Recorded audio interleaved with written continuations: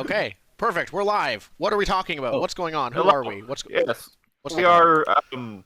We're doing Daggerheart. It is the fun new game from Darrington Press, a not sponsored thing because we're reviewing the game. But I bought the book with my own money. Um, anyway, it's we have not actually played a session yet. I have not played a session yet. No, I don't think anyone else has in other circumstances. None of us have played this game before. Nope. Beyond character creation last time, yeah. Yeah. Last time we made characters. And right off the bat for making characters, it does feel like this is a story game of the style of which we are all very familiar with for the amount of Powered by the Apocalypse games we play. So I feel like we could take a lot of those skills going forward. We talked about play principles for our weird Enter the Cave, Eat the Monster campaign. We're gonna taste everything. Yeah. It's really the Taste summary everything. of that. Yep. Nothing If we too could kill it, scary, we could and we're eat gonna, it. yeah, and then we're gonna eat everything. If we hold that against the normal D&D adage, if it has stats, you can kill it. So I'm gonna kill God. If it has stats, We you are can eat going it. to then eat God. Yeah. By Draw process of maps, elimination. leave there. leftovers. Yeah. But anyway, it's a similar to Power by the Apocalypse dice system where you're gonna roll 2 dice. But And they're you're- not D6s. They're not D6s, they're D12s. But don't worry, you get to pick the one that's better. Okay. And I thought Yeah. you added them together? No? No. You Okay. pick the higher die. So from what I know is there's 2 dice. You Mhm. you go, this is my hope die, and then this is my fear die, and then you go, if I roll success with fear, that's bad but good but bad, and if I roll success with hope, that's just good. It's like the Star Wars Fantasy Flight kind bit, of. yeah. It is Power by the Apocalypse meets the Fantasy Flight a little bit, but generally what happens is, regardless of what you roll, you pick the higher die. Yeah. That's so the if you- number of pass-fail. Yeah. And then you're going to, from the highest die, we'll talk about hope and fear later, but from the highest die, you add your, stat points. What are we calling them in this game? I passed that. So maybe I'm misreading this or looking at a wrong thing here, but it's saying to make an action roll, you roll the duality die and then sum the results. Apply any relevant multipliers and compare that to the total difficulty number. Mhm. And then whichever of the hope or fear dice is higher, it's a success with hope or a success with fear. So it does look like you're adding those 2 dice together. No, you're adding your agility, strength, finesse, instinct, presence, knowledge. Then why are you, to make an action roll, you roll the duality dice, both of those things, and summing Yes. the results? You're summing with your, You add the 2 dice together, right? No, Yeah. I don't think you add the 2 dice No, the example together. of play does say you add the dice together. What? Yeah, the What? SRD, page I'm 30, so confused. I'm page left- 37, example of play, very top left. A player is making an action roll with +1 in the relevant trait and no other modifiers. So +1. They roll the duality dice. They get a 5 on their hope die and a 7 on their fear die. They say they roll a 13 with fear. So the 5 and the 7 and the +1. Add it all Okay. together. This game is way easier than I thought. I thought this was You thought we were... Yeah. You thought this was like a We're gonna facto fight. situation. I thought this was going to be hard. Because the scale for We success suddenly have a fail. D12 bonus for everything. Yeah, suddenly. The scale for success fail is 15 to 30. And I thought, well, 30's the long shot. You got to get everything. Yeah. Get everything. You got to get your bonuses stacked to get the long shot one at 30. But 15 makes sense ish, kind of. It doesn't make sense now that I say it out loud, because you have to 15 roll still a 12, and 3 is super high for a bonus. Yeah. Right. So that maybe I was wrong. So yes, ignore me. You add the dice together. I read this game. I was very much on your way of thinking before coming into this too, because I think I was mixing it up with another game, and then I saw that example of play, and I'm like, oh, okay. Anyway, you add the dice together, if the hope, and then you then the duality of destiny tells you, was this rolling with hope or was this rolling with fear? There are many things that can be done with hope. Hope is the cool player point. It's how the players take initiative in the story as they spend their hope. So that is things like the nomad background pulling out a cast iron skillet to fry up the bird eggs you find in the tree. They're using their hope to positively influence the story. The flip side, if you roll with fear, I get points to mess with you. I can make monsters. We just played. Draw steel. What game did we? We played Yeah, Natural that had too. Malice. Did you mean? Oh, Draw Steel. Yeah, Malice is kind of like that. Malice, where you could spend Malice to just make the monsters do random evil nonsense. Yeah, it'd be like, and they get an extra action that screws all of you. Yeah, I get that. That's what fear is. I rack up fear, and I spend it to do that. And I can also spend it to have mice chew a hole in your sack of corn. I can also spend it to get a snake in your boot. It's a little bit more flexible, but also, unlike Malice from Draw Steel, it doesn't just automatically come to me. You have to provide me with fear. Yeah. It is the player's fear that I'm powered by. Got it. I don't just receive it. Yep. In addition to your ability to spend hope on abilities, everyone does have the baseline power to spend hope to bring your experiences into like your current action. So, if you were a gardener in your past life before adventuring, and we're picking flowers, you can spend hope to bring your past experiences into things. So that is like the normal use of hope that you have without any other like. And that costs 2 hope? Pretty sure it costs 1? I think it's just 1. I did not remember, so I'm just pretty sure it costs a hope. You start with 2 hope. Okay. Yeah. I think it costs 1, but it lets you, if you're like, my experience is like hold the line. So if I have to make like a strength check to hold something up so you guys can get through, I spend a hope and I get a +2 to that roll. Yeah. Yep. Okay. Yeah. You spend hope. The basic ones to spend hope are to use an experience, which is what we just talked about, to help an ally, to use a hope feature,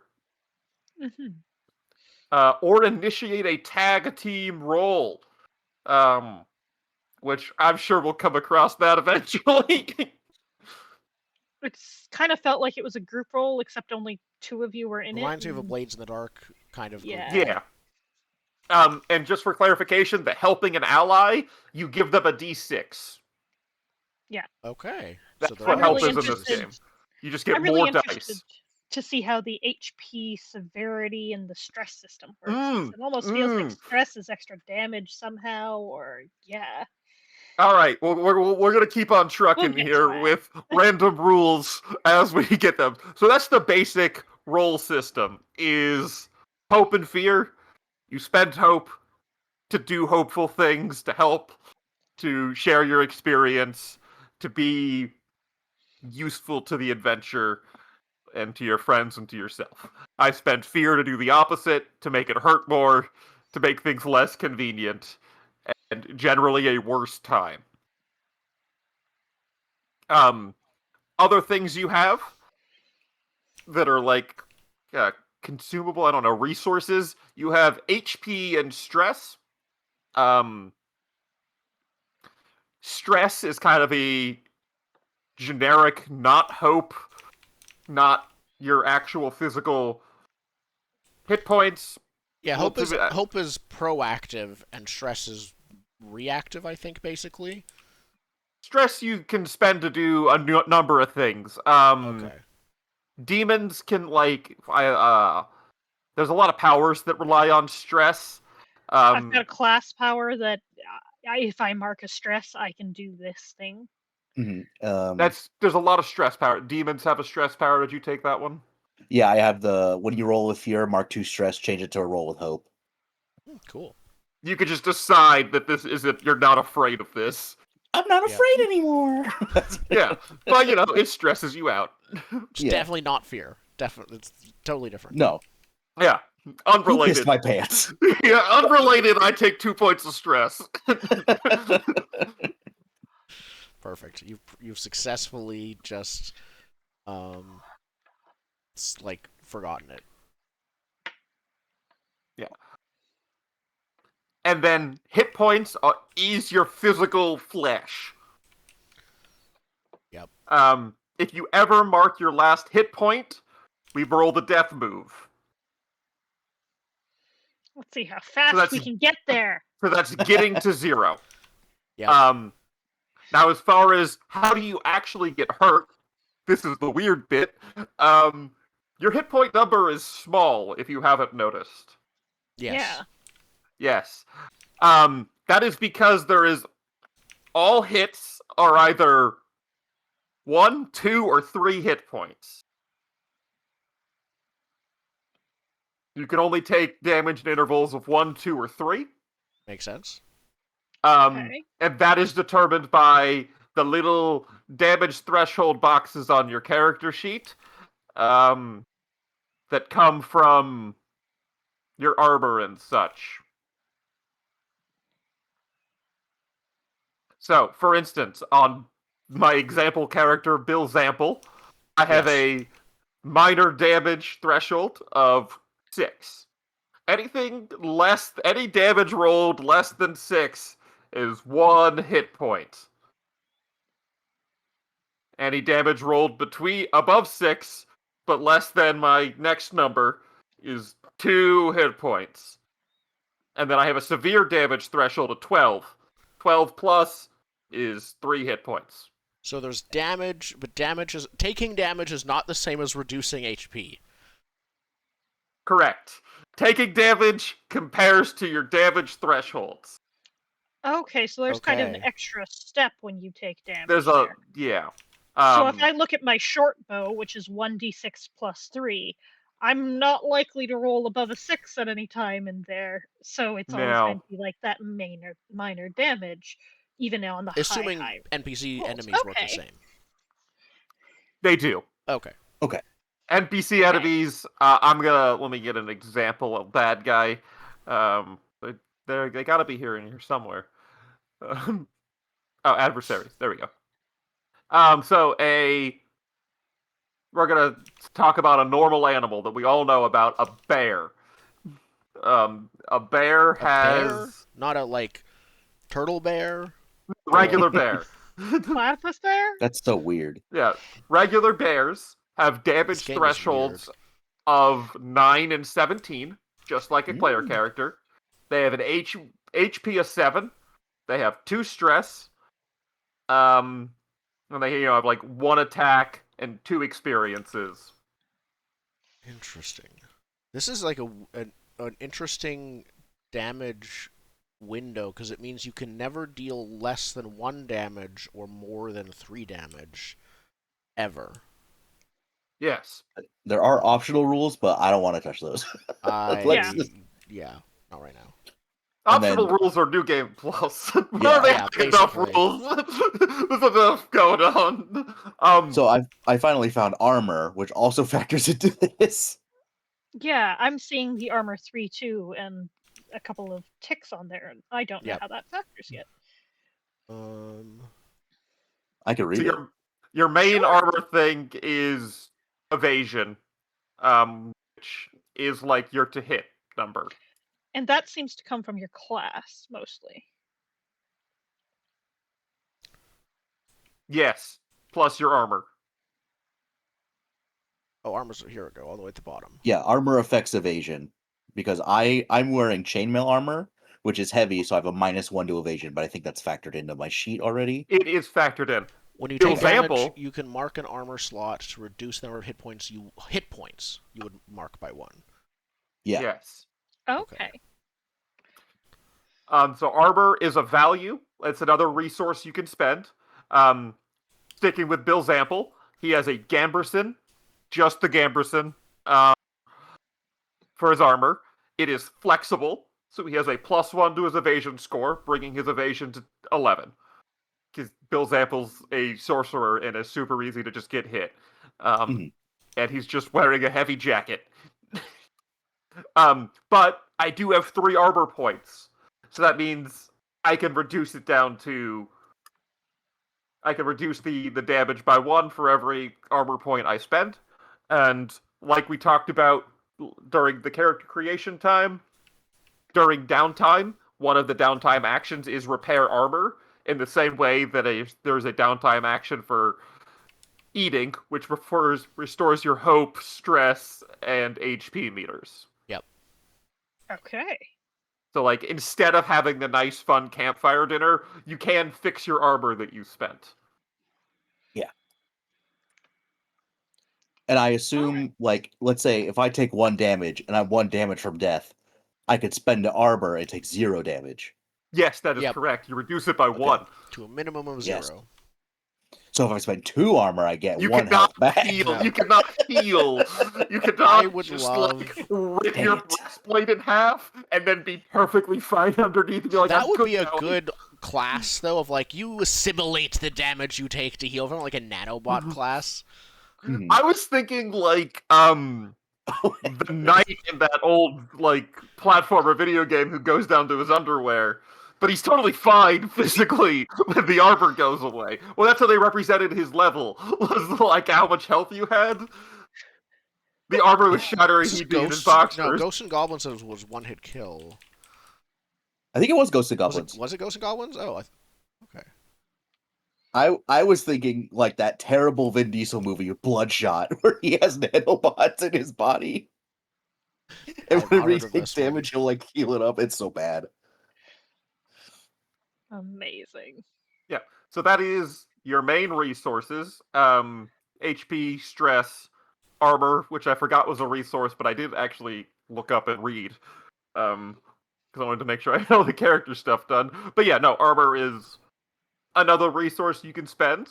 So you have a lot of little points, which is why I wanted to make sure we had Understanding of all of our little points. understanding, but also a character sheet tracker, so we could all remember where all our little points are. I see points for things that are- proficiency, but and Yeah. handfuls and bags and chests and wow. Yeah. Other things that are interesting about all the little point system, that continues on into money. Gold is not measured in pieces. We care not for coppers. We care not for electrum. Only handfuls of gold. Scrooge Yes. McDuckian numbers. Yeah. Things cost a handful of gold. Handfuls, swimming The pools. smallest unit, as the smallest unit is a handful of gold. You're getting a meal at like night at a tavern, handful of gold. You're bribing a guard, handful of gold. I greatly approve of the trend of games away from like individual coin levels of bookkeeping. I love the See, I'm just mental saying image. the opposite. Can we go back to your entire backpack is weighed as if it's number of gold coins? Every item Everything is weighed. related to gold. Well, Gold that's is both currency and the unit of weight. Yeah, I that weigh is, I weigh a 7 super- gold, like in like ingots. Moldvay D&D, that's how all of the treasure was weighed, was in gold by weight, not by cost, but by weight. So gems were Amazing. better than gold because they were less lighter per gold. Yeah. Yeah, per gold unit of weight. They were worth 10 gold, but they weighed 3 gold, basically. Yeah, better ratios, so they my fit better in goodness. your bag, and you can only carry so much gold coin weights. I just go with the Electrum Archive. Can our currency be the like blood of ancient aliens? That's also a very good one. But here it is handfuls of gold. I love the mental image Hilarious that makes. nothing. Is like you pay an innkeeper, you throw gold at them. But like a You handful. bribe a guard, just you Yeah. throw a handful of gold. pile of gold. You go keep the change. To everyone. Everyone, To everyone, everyone keeps everywhere. the change. To everyone, just it's like slapping $100 bill at the hot dog cart. I'm imagining like those with smaller hands, like gnomes, versus those with No more like Goliaths. money. Yeah. Gnomes eat for free. Yep. I don't think there is gnomes in this game. I mean, there I think you're are, right. like, there's There's a pixie halflings. race. There's halflings. There's a pixie race. There's fairies, which are Fairies. bug people. Oh, right. They're bug fairies. Yeah, which is cool and I think a little bit more interesting than I just agree. having little people with wings. Especially because we already have. Also, fairies have insect wings often. Like, that's their typical type of wing that they're Yeah. depicted with, so it's just more insect features than they already have. Yeah, it's great. Biblically accurate fairies. Yeah, biblically accurate fairies, which is wild because that's not at all connected to any part of that. Nope. different cultural standpoint for fairies. But in this game, they do have little bug features.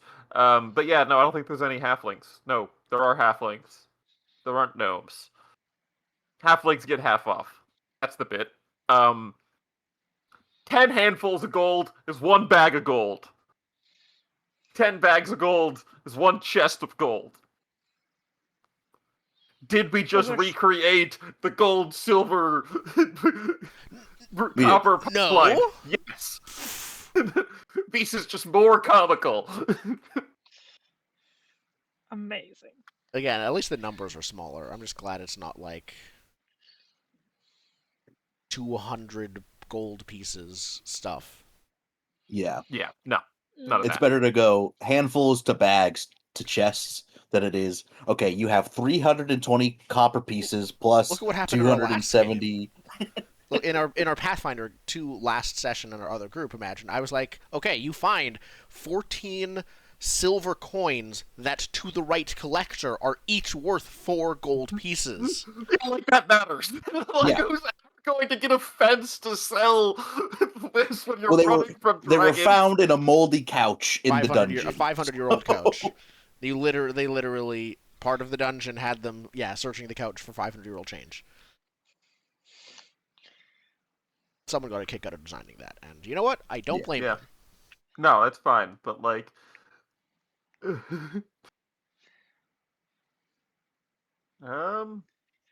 If your group wants to track gold coins more granularly, they have an additional rule.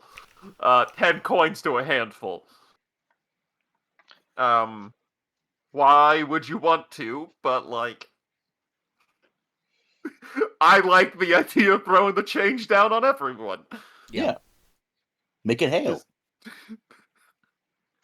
Piles of gold. Tons of it. Can you even spend money? I don't think there is even, like, a shopping section. Oh, gold equipment. I think we can buy stuff, can't we? A carriage ride is 2 handfuls of gold.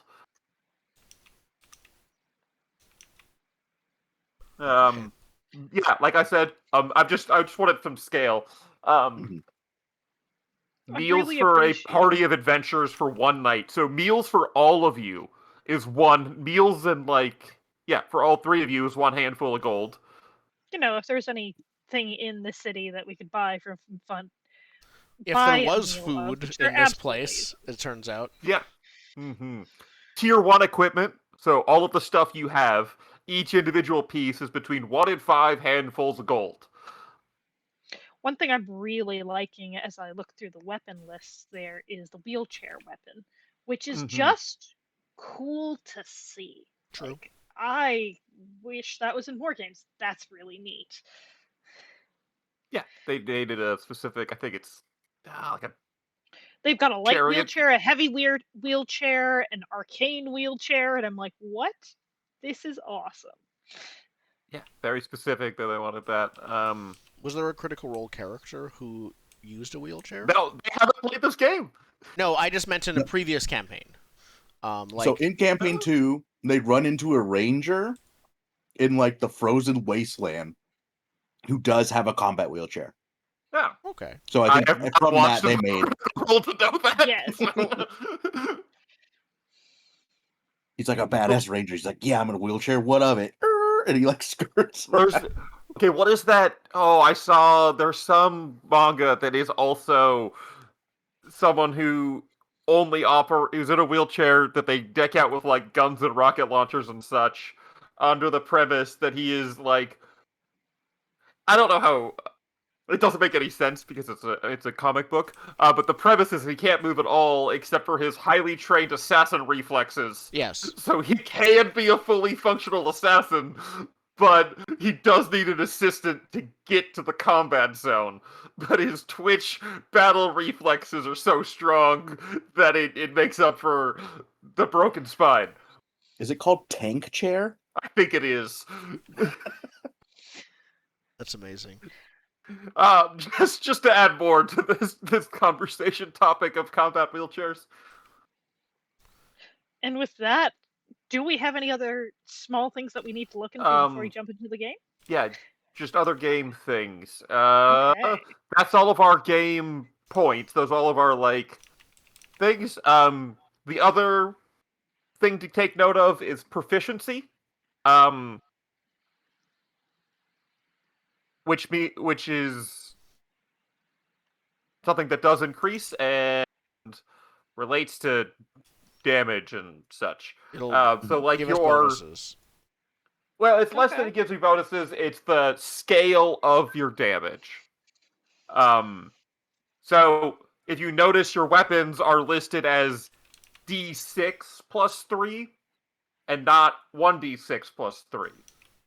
The number is your proficiency. Proficiency is the number of dice you roll, and the size of the dice determined by the weapon. Okay. Yes.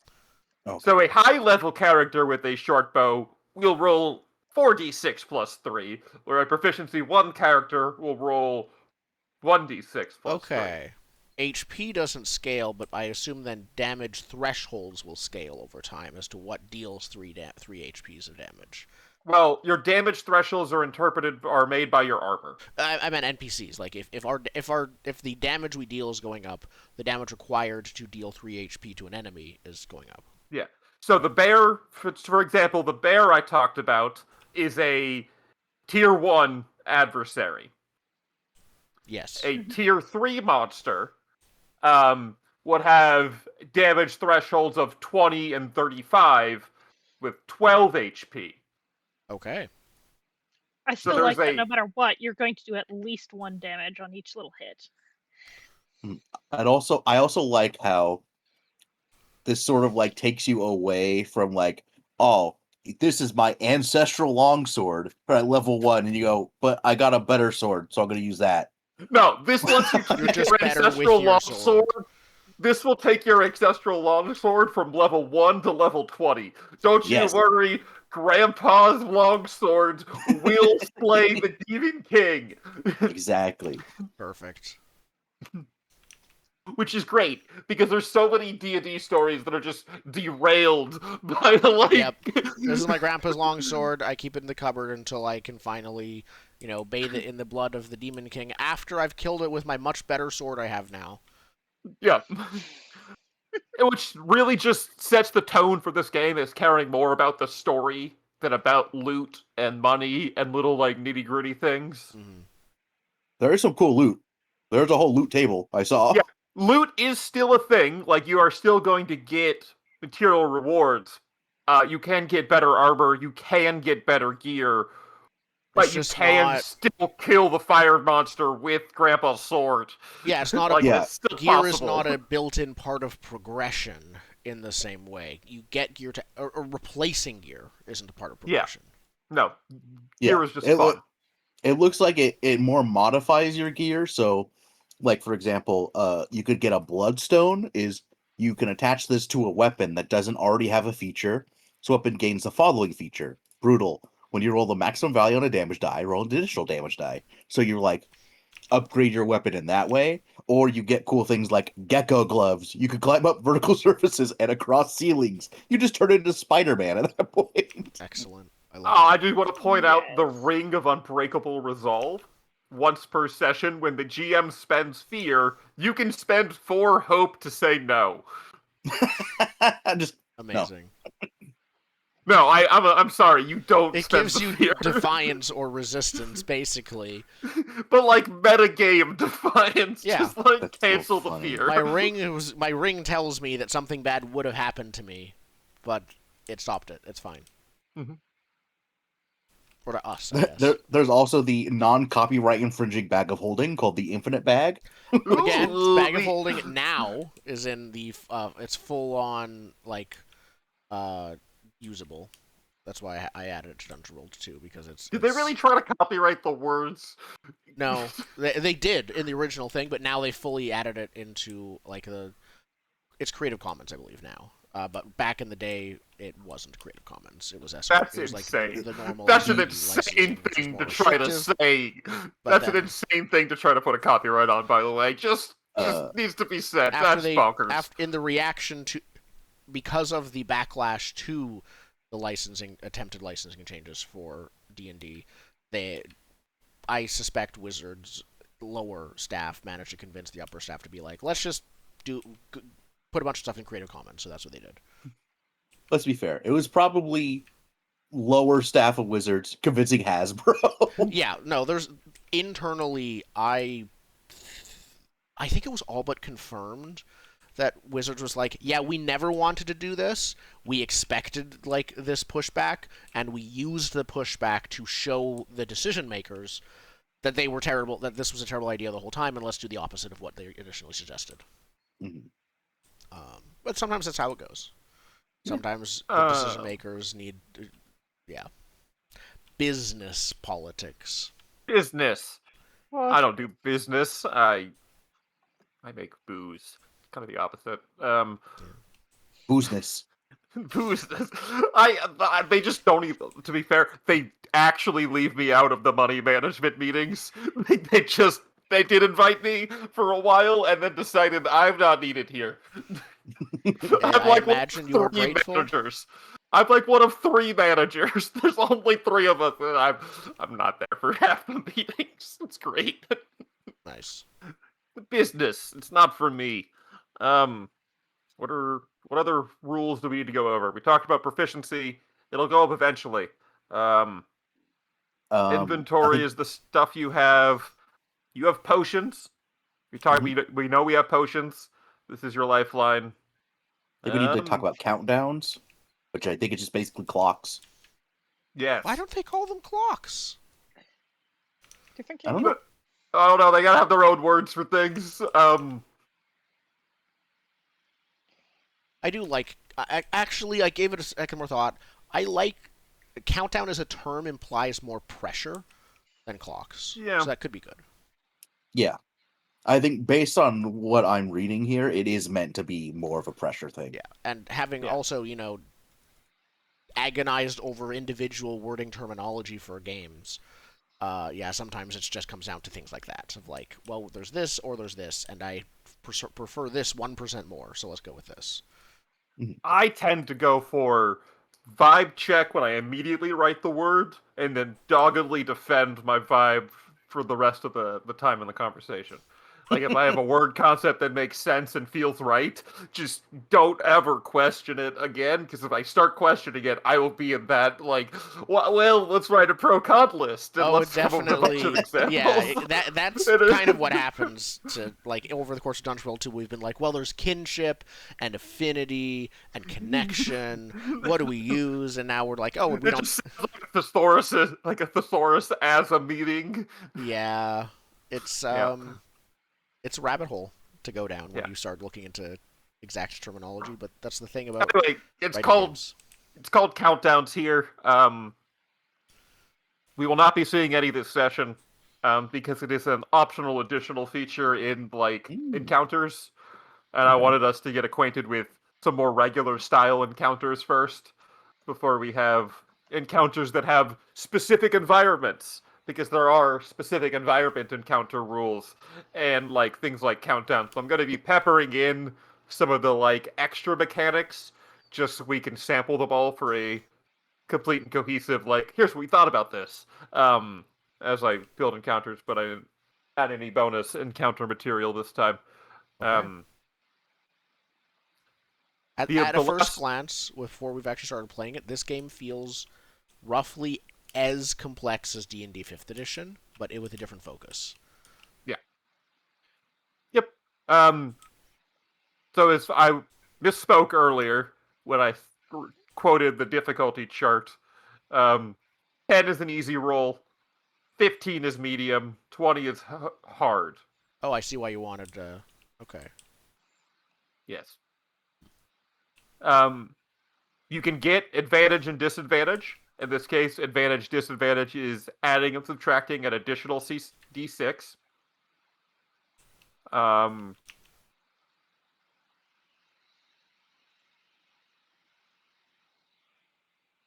Basically, if it's unclear for the game master as to what the difficulty is you're rolling against a d20, is I think kind of a core dice mechanic.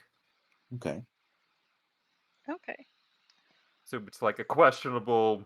Like, we don't know how smart this person is to outsmart, or we don't know how asleep this guard is to sneak past. Yeah. So once again, circling back to monsters or adversaries, I gotta use all the right words, because adversaries aren't just monsters. Adversaries are also like a merchant is listed in the same stat block style as a monster. Yeah. But has 3 HP, damage thresholds are 4 or 8. So even your tier 1 bow can just shoot his heart out. Yeah. Okay. But so there's an adversary, but he still is like, if you use him in a social encounter, gonna be much stronger. Has some cool abilities and stuff. Anyway, he has an experience that we can use to like add to that D20 roll. So like shrewd negotiator. Okay. So like there are things that like would add to like the D20 roll to that bit if you're rolling actively against. Yeah, NPCs kind of have their own stats, basically. Yeah. Okay. But they don't have the full like stat list like you do with the character trait. Yeah. Oh, and also the one positive thing I will say about the like weird damage threshold: minions have 1 hit point. You just got to get their first like at least tier 1 minions. You just got to actually deal damage to them. Yeah. Is why having the like low hit point but the shifting thresholds is okay. Oh, I misunderstood the threshold at first. I thought, okay. So you can, if you so the thresholds are 0, then up to 1, then up to 2. No, 1, 2, 3. You got to get over their evasion and armor. Evasion armor, okay, not the damage thresholds. I see. Yeah. Yeah. So like minions, it's 1 hit, take them out. My point is, by having the thresholds, it allows minions and such to still have like 1 hit point and have that be reasonable. Yeah, they still have defenses. It's just that if once they get hit, they have no endurance, but they just have evasion. Yeah. Yeah, There's without also... like breaking the immersion of the game, because like, yeah, maybe it takes 1 hit to take out a rat, but like a bear shouldn't take 17 times that number of hits. Yeah. Like, still a flesh and blood creature. Was not helpful for immersion in that case, where there's some humans that you're fighting that you're like, all of us can barely take this one human, and the other times you're just like mowing through 20 of them. Yeah. Yeah. I will say there is the minion rule for at least for the rat that I'm seeing, is for every 3 damage a PC deals to the rat, defeat an additional minion within range the attack would succeed against. So that sort of that's like an gets away from You can cleave minions, but you can't cleave them. But not across a room. You cannot cleave across a room like you could draw steel. Yeah. So if there's 4 giant rats here and 1 over there, you can't kill all 5. You can only get 4 with a perfect cleave. Yes. Minions are dangerous enough and draw steel while you can do that, honestly. Yeah, did you see what I can spend fear on the giant rat for? It's for a giant rat boot party, where all giant rats in range jump on 1 person. That's amazing. So yes, while minions might be sweepable, they can also end a character. Yeah. Depending on how many rats there are, on a success they deal 1 physical damage each So if you just like dogpile rats like that one video Yeah. game, How many hit points does what's our character name? We'll get to that in like 1 second. What's our character name? We've got Stalwart Stalwart, Venge Riley, and Cleaver. Beb. How much? Wait, how many hit Stalwart points? Venge Cleaver? Yeah, Yeah, it's that's my name. nonsense I name. forgot Nonsense that. name. How many hit points does Stalwart Venge Cleaver have? 7. So I I could can take 7 rats. I can find 7 rats for you to spend 1 fear to end you. If they hit. And I Yeah, have armor. Yeah, pros and cons. That's all I'm saying. Pros and cons there. So that's the damn it, not the mechanical like dice roll. And then we're gonna try not using a map because I don't feel like we need one. Yeah. But there Okay.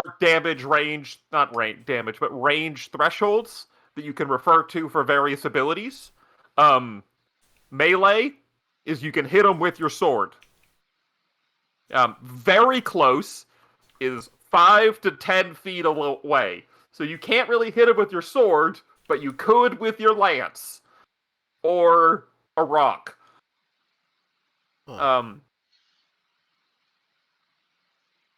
On the map, if you don't have...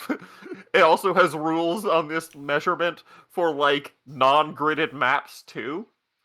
The short side of a playing card is how far away minifigures on a map are if they're very close. It is not grid-based Strange. combat. Oh my god, Specifically. it's like Warhammer, but like Yeah. you're Yeah. not busting out the rulers. Yes, or 3 inches if you do have a ruler. Ooh. Yes. Close is 10 to 30 feet. Or anywhere on the map within the length of a standard pencil. How sharpened. No, Unsharpened, I assume. 6 inches. Amazing. Far is 30 to 100 feet away, or anywhere within a letter-sized piece of paper's longest length on your map, 12 inches. Not A5. American letter. Isn't that 11 inches? It's 11 and a half. It's 8.5 It's by 11. No, sorry, it's 8.5 by 11. It says about 12 inches on the... Just call it About even doing a lot of 12. heavy lifting. Well, it's because they want to both have the weird standard letter paper and the ruler measurement. I feel like this... Yeah. Okay. Okay. Well, And then no there's maps. very- Maps feel worse in this game just from how they tell us how to use them. There's very far as the final measurement, which is any number bigger than that. Any number bigger than far is very far, while still in the scene is the relevant point. Okay, that's a You have to be good limitation. You can't appear from like. So that means there's no snipers on the rooftop across the city. No, Aw, but if you're man. fighting a city-sized monster, even though it would be very far away because of that's how big it is, it's still in the scene. Yes. Like, if you're on I top like of the that. Bell Tower and you can see Godzilla, it's very far from you, and you can get your giant magic bow to shoot very far. Yeah. But if you're not in the fight scene, you can't just be like, and I kill him from across the city. Yeah. Like, Yeah. it doesn't matter if you have the very far bow, you weren't involved in this scene. I like that. Yeah. Those are the range bands. We're gonna try not to use, Like squares. yeah, maps. But like, if we need to, we will. I'm not saying like no, but like, this is what we're gonna start with, the standard range bands that the game does want us to use. I think it's going to be interesting working with, because I'm not sure, especially as we're working underground in a tunnel system, I only have a weapon that is far ranged, and everyone else seems to be more melee. So that's going to be an interesting of how does this work when you're working with two very different range bands within the same party. But Well, you're I think far. isn't it a range limit, or is it like they can't be closer than far? I have close and melee. for my two You're right. I weapons. actually understood it to be a range limit.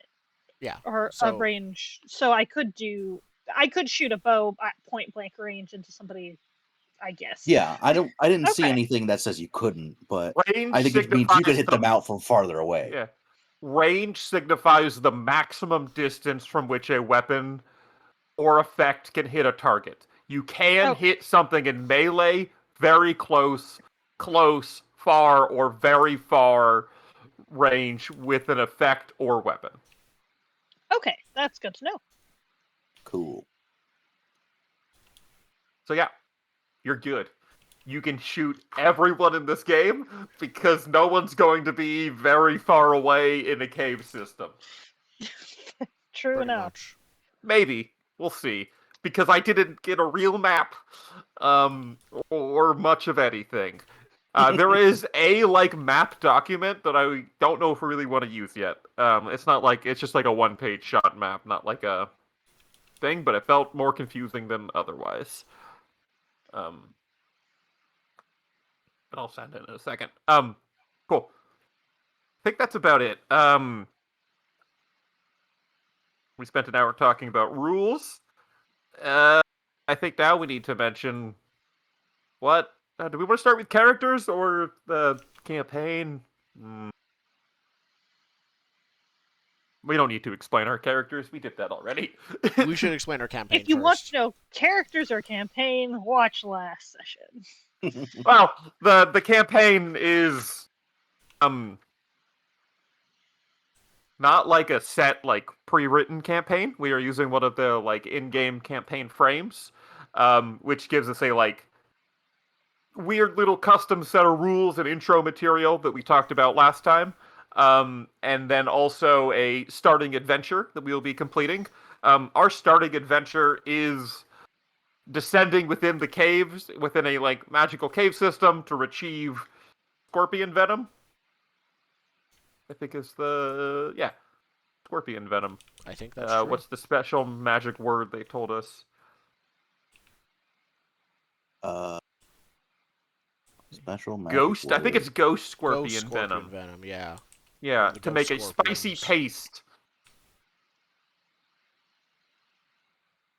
Spicy paste. Ooh. Yeah, specifically, we're making a spicy paste. Yeah, the inciting incident. The party has been recruited. We talked about from an Adventurers Wanted ad. So all three of them separately have been recruited from an Adventurers Wanted ad to descend into the Plover Caves under Elmore, the village of Elmore, to locate a particular ingredient, ghost scorpion venom, for the alchemist in town, Carrot, CARAT, I'm assuming gems. Yeah. It seems. Yeah. Okay. Anyway, they are going to take this ghost scorpion venom and turn it into a spicy paste, which they can spread around the borders of their village to keep the dangerous monsters at bay. Now, you may be wondering, why do they need to keep dangerous monsters at bay? And that is our greater campaign focus, that this village was safe and special and protected from all the dangers of the world because there's a magic thing in the caves under there. They call it the magic lure. Like in Pokemon, where you have the little lure to get the monsters to come to you. Instead, this time, all of the monsters go underground into the cave and don't bother the peaceful villagers of Elmore. Yep. It was a beautiful system. Something's not working. The mayor got attacked by a rooster rat, I believe. Yeah.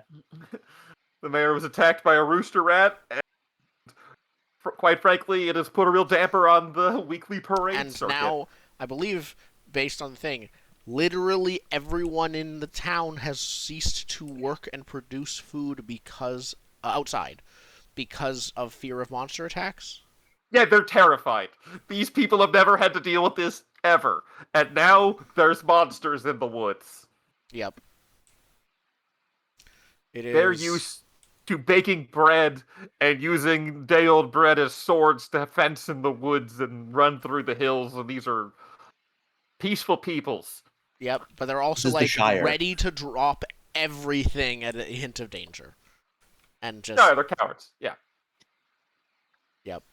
I would literally rather starve than go outside. Is how they are right now. They're not starving. They're just not They really make food here for to... thought there was no themselves, but food. they're not making more. It's Oh. not They're good. like, I think they're just like Bear's hoarding worried. food. They're The just bear's worried. okay. I see. Remember They're not everyone bought sharing. all of the toilet paper at once? They're not sharing. It's that. Yeah. I Everyone. have a character question. Hmm.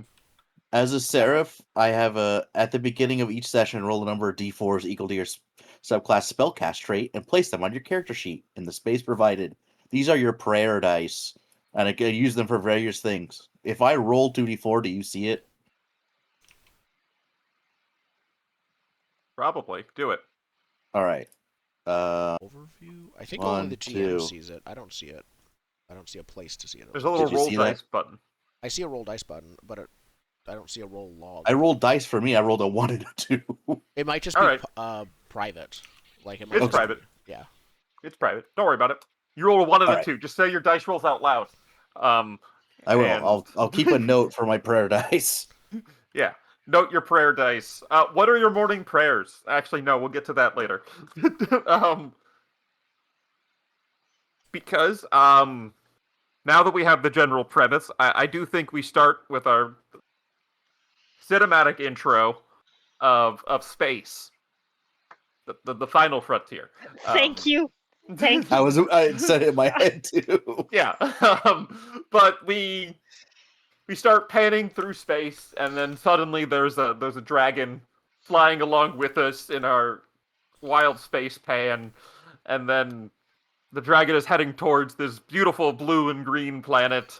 And then suddenly, out of nowhere, a moon-sized ball of teeth and horns appears and bites a giant chunk out of the dragon. And then the dragon starts to, bleed out in space. And we follow the dragon viscera as it descends upon the planet, enters into the atmosphere, gets disintegrated into stardust, and sprinkles down upon the land, mutating it into horrible monsters.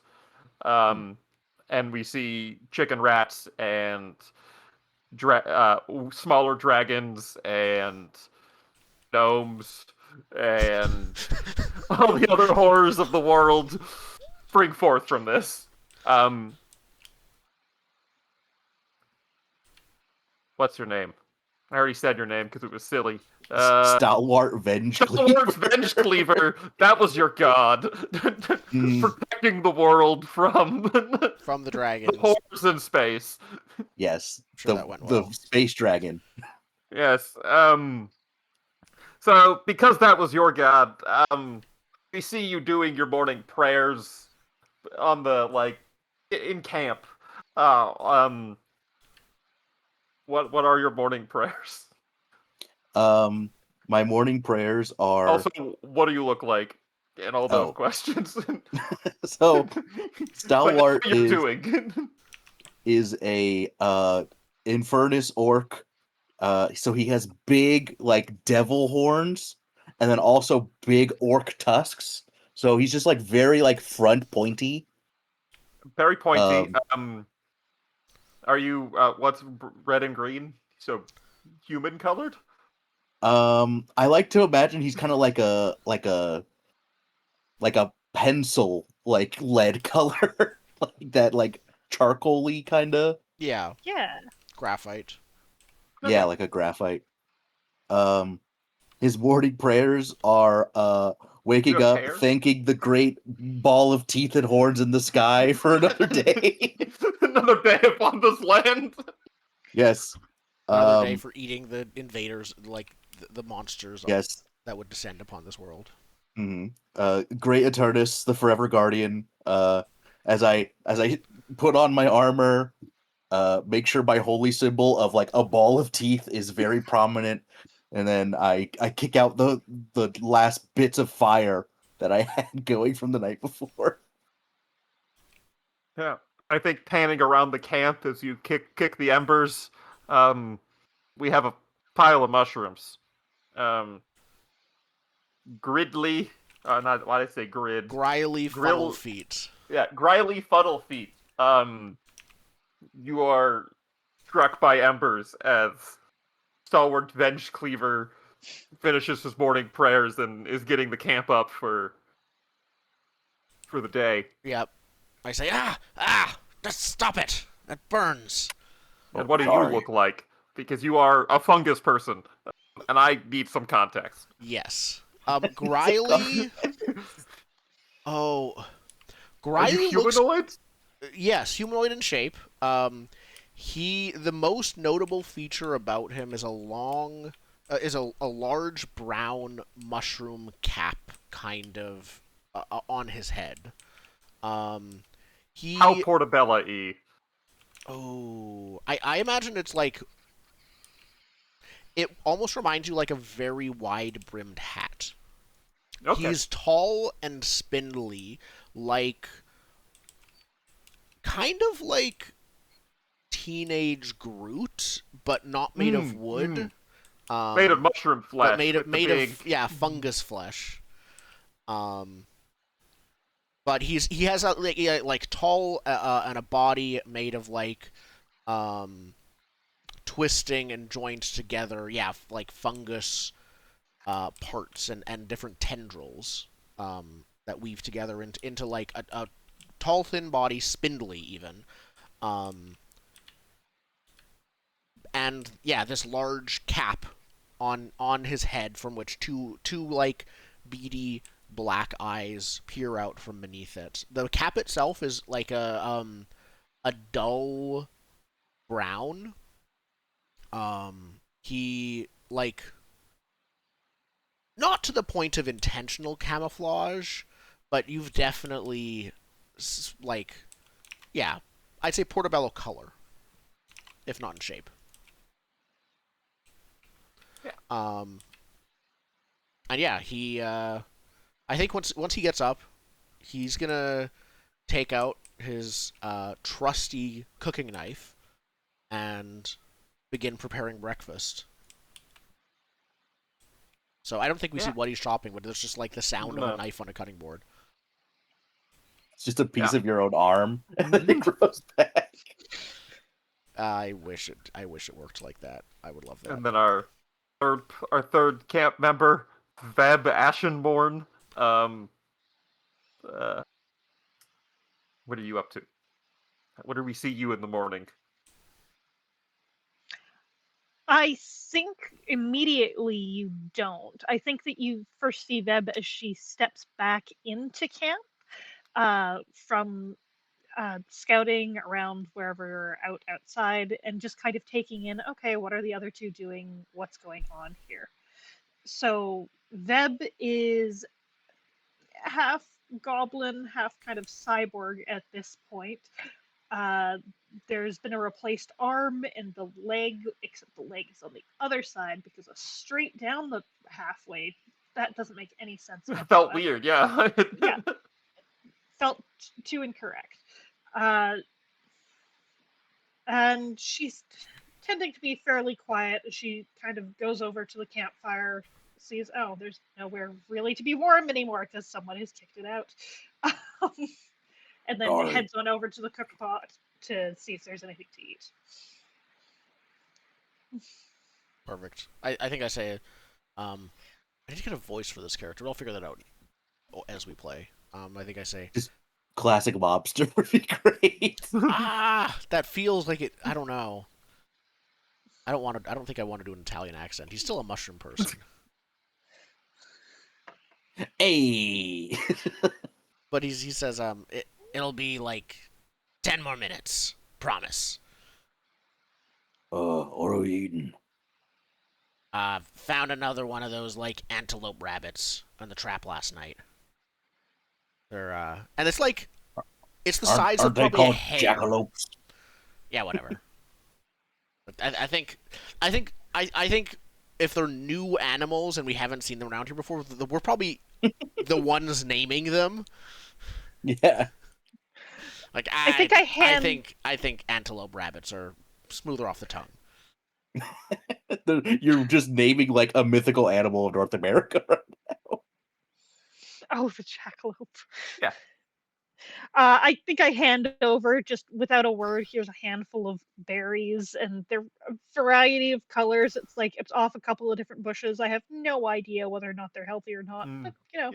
While we're talking about food, this campaign frame, I did note specifically, says under the has a specific notes about fungrills that you might want to pay attention to.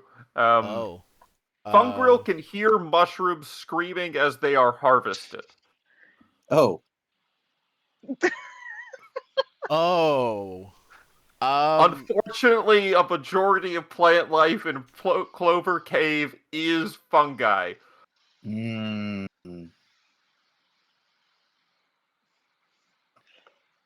Well, I'm gonna think about this, but I like it. Think but about my it. character doesn't Ponder. realize this yet. Nope, not yet.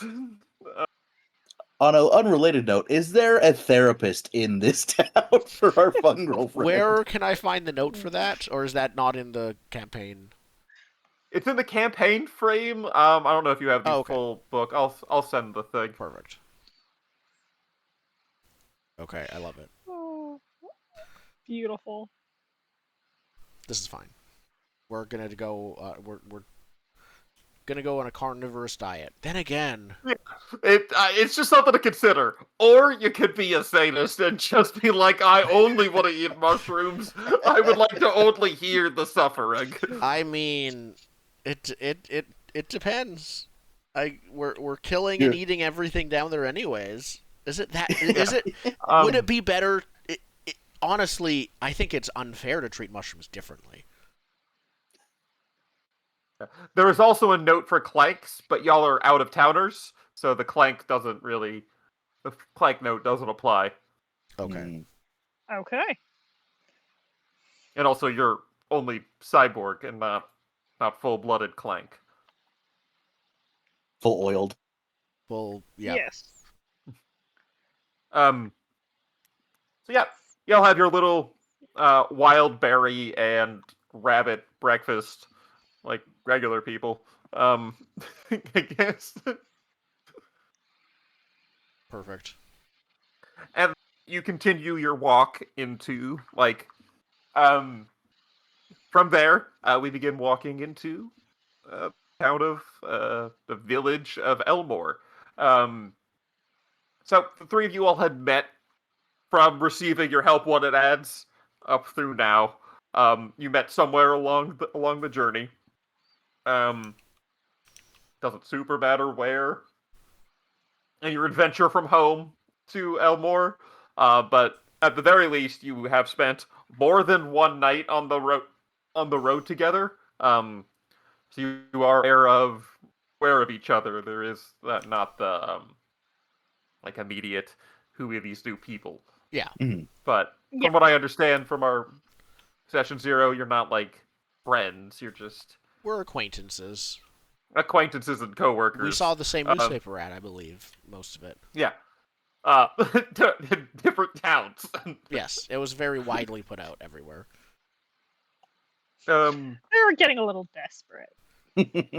But you're wandering through the Plover Woods. So far, you have seen monsters, but you guys are from the regular world, and not from the special sheltered land of Elmore. You woke up one day in elementary school and had to strangle snakes in your bed, or we know to keep watch when we're camping. We know to actually fight at least a bit. One of you fought the unknown horrors from below for day after day to keep your local community safe. Totally ordinary things. Some of you killed your neighbor and stole their limbs. And I was a server at a restaurant. They're equally dangerous histories. Equally horrifying professions. Yeah. But, so, it's not bothered you that you've seen a couple random rooster rats in the woods. There's creepy crawly vines. Yeah. So you've had a pretty normal walk to town. As you begin to you see Elmore pretty immediately as you walk through a clearing in the woods, because Elmore exists kind of comically within a single glade in a forest. that has been almost Dr. Seuss style shot up like 7 to 9 story towers within a single forest glade in The the buildings Clover are Woods. just large and tall. They're just tall because they're in one glade. They've just gone up. Oh boy. There's a stream and there's a road that goes through town. They exist in one forest glade. It is silly. There is skyways and byways, but like you walk into it really abruptly. There wasn't a wall. There wasn't a guard. Yeah. They just let anyone come here. Was there a road to here? And Yeah, no one was watching it? you were walking on the trail. And no one was watching it. Okay. No, no one. Perfect. You just walk straight into the center of town. Yeah. You Excellent. you hear people whistling and waving to each other. You smell fresh baked bread. They're going to break out into a musical at any moment. They Yeah, probably it's just dangerously finished close. their- Dangerously the musical close section of the vibe. daily parades. You hear the birds still trilling the like final La la la la. pretty much. Yep. Colors are more saturated in this glade.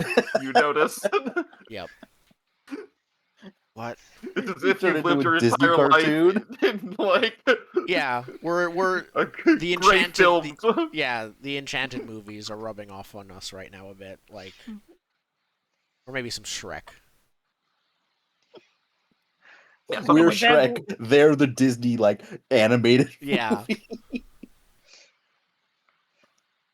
I You walk think by, you see vendors for flowers and pastries and other little snacks. The prices are high for snacks. yeah, How I many like handfuls? Multiple. multiple Whoa. handfuls. Okay, yeah, I definitely go over and look at all the food and ask like how much is one of those, and then balk at the prices when they tell me. Yeah. Like, how many handfuls of gold?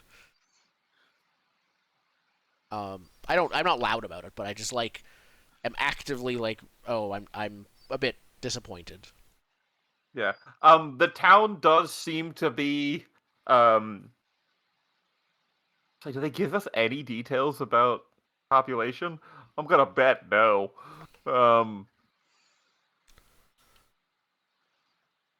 Yeah. Okay. I think Veb looks to Stalwart and is like, have you ever been anywhere like here before? Oh, this place is a hellscape. It's too bright. I wish the prices weren't as high, but I like it. It's nice enough. People already seem nicer here than my old job. Yeah. The buildings are very, very tall and just Do you- kind The of Um, like economy's gonna leaning. crash any moment. Do you know anything about architecture or building? Nope. Not None of us. unless it's demolition. Never And mind. that's usually by explosions. So... Oh, these will be easy to blow up. You think you could get most of the town if you can domino them?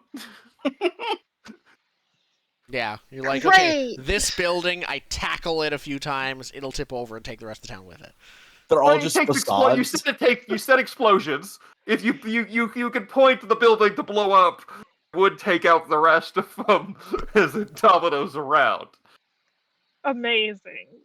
Yeah, it's an architectural nightmare in this town. You know that tower in Alaska that this guy just builds? It's like that.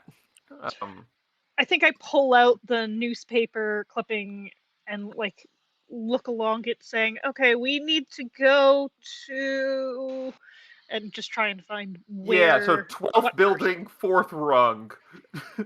Fourth rung. To go to Now, Carrot the Alchemist shop. Do they count the first rung as like on the ground, or like is the first rung on top? How do they do that? Well, I mean, the first rung of the ladder is the one on the ground, so let's go with that. Ground Well, the first floor, rung would be first the one rung. above the ground. Because the ladder rests upon the ground. Yeah, exactly. Ground floor and then the first rung. So 0, 1, 2, 3, 4. Or yeah, are we going American Who- style who would flooring start or at zero, European though? style flooring? That's what I'm making the joke. Yep. Anyway, so you you go straight to the alchemist. Hmm. Yep. I think so. Yeah. So yeah, it takes you a little bit to wander around town and figure out which building is number 12 because it is based on a spiral rather than like rows and columns. It's more harmonious and domino toppily. Mm. Yeah. So you find the building, you know, clay roof, um, combination of wood and plaster mostly for the like walls. You didn't really pass any quarries in the Ploverwood. Are there any chopped down trees that we passed by? I mean, it's a forest. There was not like a logging camp that you Okay. saw. No. Um, I'm guessing they're not a rapidly growing town though. So no, they all look like this town's been built for a while. okay. Like you don't see any like new construction. You see a Are the couple like people? repair crews, but like Does it look like we're seeing a bunch of different kinds of people? it's mostly cats and robots. Okay. Mostly cats and robots. Yes. Mm. Um,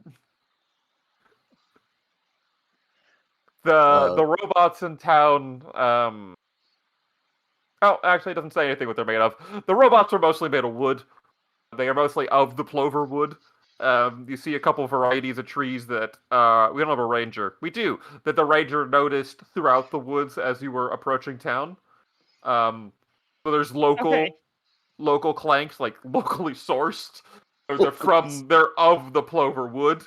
Um, and then the second the first most prominent is the like Qatari, and then there's a couple sprinkling of a few other like woody peoples. You do see like one or two stray goblins, not really any orcs or dwarves or elves, or maybe there's one human, but like you've been here for 2 minutes. There's a couple other like scattered peoples, but those are the two most prominent. Um, Are we going in as a team, or are we like independent contracting I separately? mean, we arrived here at the same time. Maybe we should see what they want. What if it's just one of us that's allowed? I rush We in. I don't know. collectively It bargain. feels like a team thing. Actually, that is a thing. Yeah. Damn, scab. I go in first. But Yeah. like, I assume you two are right behind me. Yeah. Yeah. There's a xylophone-based bell that rings as you open the door. Yep. Well, they don't There's require just the- wood. They don't require metal to build a little xylophone doorbell. Yep. True. They just like put a little stick on top of the door and it hits the xylophone and goes. Amazing. And then kind of cartoonishly because that's not how people work. You immediately are introduced to Carrot, the alchemist. They are one with the shop. They are a wooden clank person. They exist upon a rail. There's train tracks. They got a train. they Again, they without train metal. around their yeah. They train around their shop. They have a little rail system. And three like they got multiple arms. They're an alchemist. They're weird. They got stuff bubbling and little burners in the corner. And they got multiple arms interacting with it. But the bell rings, and they rotate while continuing to mess with their contractions. And you get the hello, welcome to Carrot's Concoctions. We concoct, you consume. I stand and stare for a second. I don't think that I've seen like anything quite any person who was also part trained before, Clank or not. So I'm the first one in, but I'm probably the last one forward. I kind of look around, see the train, see the person, and I'm like, yeah, that's okay. That holds with the rest of this town, and just continuing to kind of hold up the newspaper of that there was an ad. You needed some sort of venom. Yes, the adventurers I put an ad out for. I put that ad out a month ago when the mayor Oh, first got injured. Oh, do you When still did need you it? get? Yes, we do. Um, I I don't even know if you read the ad, but hello, I am Carrot. I am the town alchemist, and I need something from you. I need ghost scorpion venom. Um, I have never met a ghost scorpion, so you may need to ask nicely. Um, We but all, I the do three of us, require look their at each other. At yeah, that but I point. do require their venom. In the defensive recipes I sent away for, one does call for this ingredient to repel monsters from town. See, we've been in a spot of trouble with monsters. So I sent out for research material that asked, what can we do? And one of the recipes I found does require ghost scorpion venom. So I need brave adventurers, like I hope you guys are. Okay, 1 second. I Go just into the caves, receive and retrieve ghost scorpion venom. Hopefully, at no harm to you or the ghost scorpions. But I do require some venom to protect the town. That would be much appreciated. Thank you. Not that we have problems doing this, but and then I notice there's another hand being raised, and so say, you go ahead. uh, is this more scorpion or more ghosts? Because I don't think we can milk a ghost. And if I was a cow snake who was also a ghost, would the milk be as sweet or I don't like riddles. That's a good question. Is I'm asking, is it a scorpion that is white as a ghost, or is it a literal ghost scorpion? Because then, how do we get venom from a ghost? I don't know. That is why I've hired adventurers. Okay, I guess we'll figure it out. So I don't know if I made this clear. I have never left this shop. I will not be entering the caves with you. I had no idea. I badly lie and yeah. What? I Why not? It's very nice out there. I'm just completely oblivious. I don't know. It's mostly because I have everything I need here. Oh. Mr. Tim brings snacks.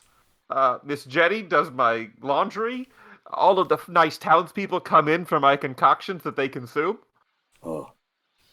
Okay. what do you You consume? have a very nice sign outside. Thank you. I consume snacks, and bear jerky. Bear jerky.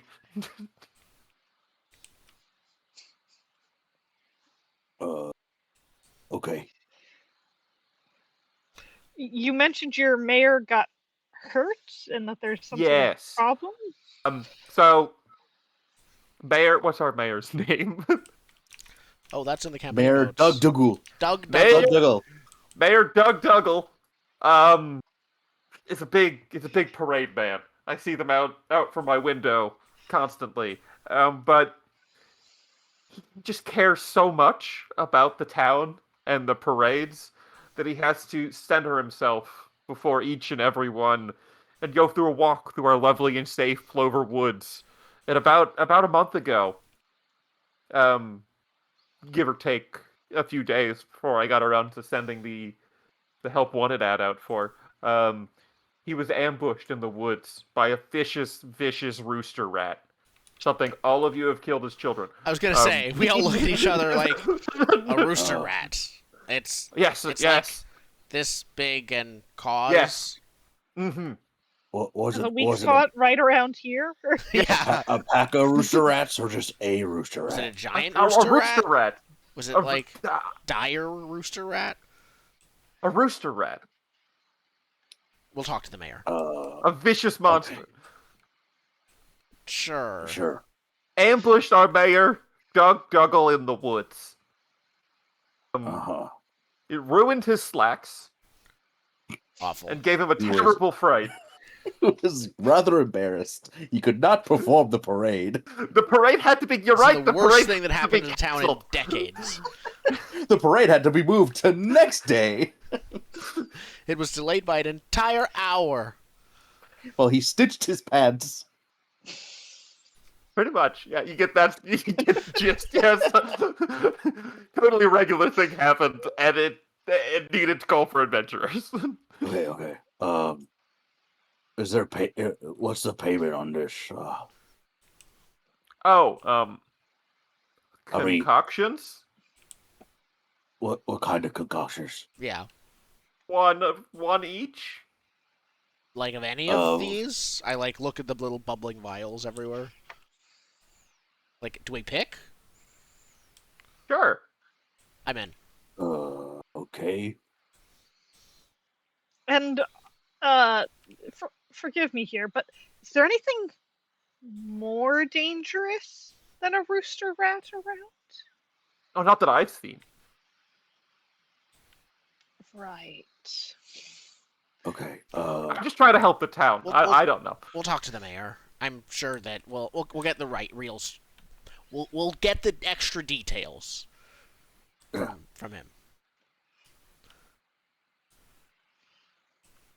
Well, thanks for putting out the. We'll be back for our concoctions in, Yeah, bring me the venom. And I'll give you the concoctions. Does half an he hour? have a lock on his door? No, they don't. I realize that when I don't mention it, but I go to leave and I realize from the inside, like, oh wait, there's no latch or lock. No. And I double check. I like open the door halfway as we're leaving and like double check the interior of the frame to make sure I'm not missing No. something hidden. Like, No. huh? Okay, and I leave.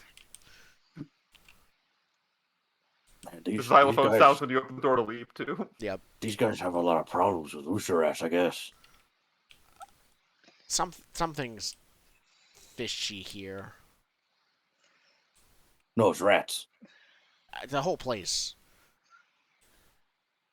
I mean, maybe there'll be some kind of dire fish. That would be nice. We should find At like this- a guard or someone to talk to, or like a forest ranger. They said he got bear Well- jerky. Why don't we just talk to the mayor? Yeah.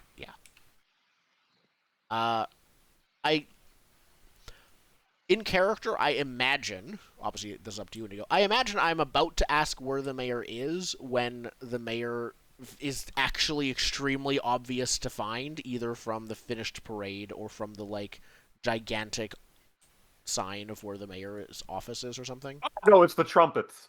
Trumpets, yeah, right, yeah, the trumpets.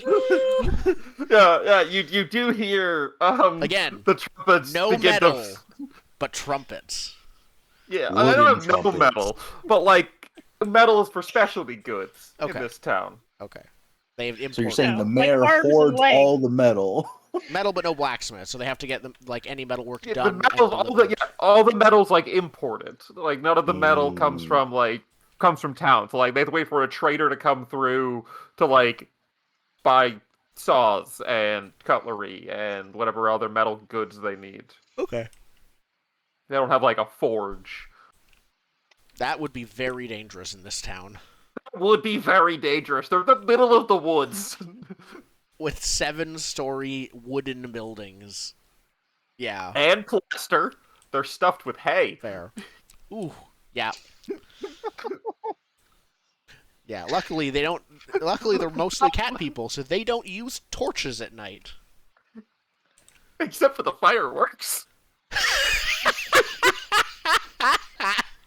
Except for the fireworks. Maybe if there's never been a fire in like decades, presumably they're magical fireworks that don't, But like we talked about it when we were talking about like whether or not we wanted to be from town. Fireworks are listed somewhere. I think. Okay, they have fireworks. But they never. Something Amazing. prevents their town from catching a flame. Then Yeah. okay. I mean, there's magic. We don't have to think too hard about it. Yeah, there is magic. It's a magic town. But yeah, like weird Dr. Susie and Tudor buildings are very flammable. Yep. Yeah. So yeah, you hear the mayor horns go off as he steps up on a little stage to announce today's specials at the market and any like local news. What are the specials? It's mostly a variety of nut-based butters that have been taken out of the town's like the town larder. The town larder has released a bevy of nut butters, and the mayor is making that known. You notice it's not something freshly picked or gathered from the Plover Woods. Yeah. Do we see this grievous rooster rat wound on him even now, still at a month later? No, he has different pants on.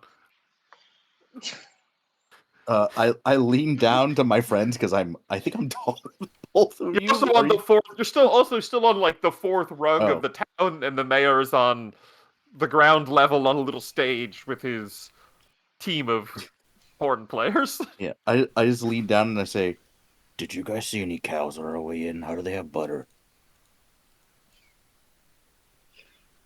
Oh no, it's made from like acorns and grinding that doesn't need milk. Yeah. How do you milk an acorn?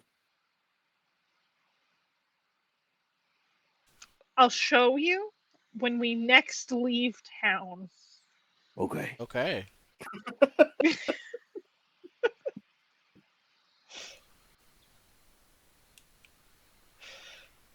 All right, let's see. We want to go to the mayor. Can we just You drop do. from like the Describe fourth? the scene. Yeah.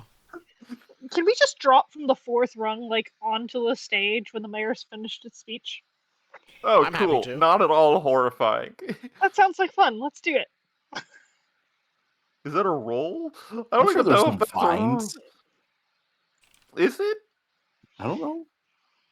I should know if that's a roll. Is there fall damage? That might be in the rules. I mean, it seems reasonable enough to swing 4 stories There's a down. glider. Okay, there's falling items. Falling and collision damage. It's not based on feet, it's based on very close, far, or very far. I was looking for the core rule. Some low stakes moves automatically succeed. So this, yes, is a move to very coolly jump down from the fourth rung onto the stage. But because there is no interesting failure here, you do automatically succeed. It's low stakes. Awesome. To follow The mayor I'm finishes his speech, and I drop next. and to you him. drop down like ninja bad guys from Yeah. the fourth story of this weird town onto the stage in 3-point superhero landings as you then look up at the Everyone mayor. else is expecting is- like a grand villain speech or something. Yeah, the mayor, by the way, is a cat guy. Doug Dougal, he has a tricorn hat with a big feather. Got a love good jacket, Excellent. like a forest green jacket on his, like, I don't know, cat color, orangish furred body, with pants. He has pantaloons and boots. Perfect sense. Yeah. And just in the middle, or after he's finished the speech, when he's waiting for the villain speech, I hear you had a rooster rat problem. Just No, this is the calmly obvious going into the as he actual problem. throws up his pile of papers. As you jump down from 4 stories up and Yeah. surprise him. He's like, give me a second. Where's my assistant? Where's my mister? And a small boy comes up with a spray bottle and missed him. He's a cat man. But he wants a spray. He water wants spray to ball. be misted. Yes. We're not Okay. playing into cat stereotypes here. The story are people. And he has a combing intern who has a spray bottle who gently mists him. Mm. Okay. You missed him with catnip water. Yeah.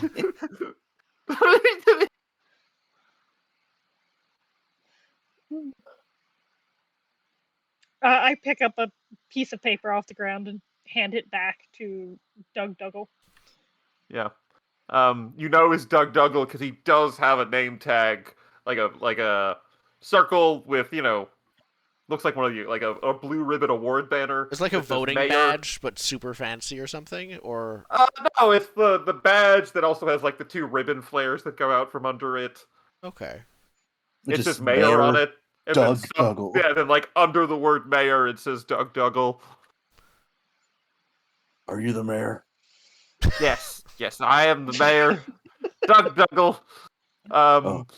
You give me a little bit of a fright there, but I'm happy to make your acquaintance. And yes, I was viciously attacked. Thank you. Everyone in town has been so worried. I can only presume you're here to help me. I hope. Yes. We wanted to check what the what happened exactly? What kind of creature attacked you? Can you describe it in detail? We heard it was Traumatic. It yes. was traumatic. It was about a foot and a half long. This foot and a half. I double checked that we have the same measurement. Yeah, a rooster rat. It had the tail and the beak and the scratchy claws, and they get into your grain. There's one. You've seen. Yeah. Is it? It attacked you, and It attacked me. this is In the the first Plover time Woods. that has ever happened to you. Yes, I have lived here my entire life.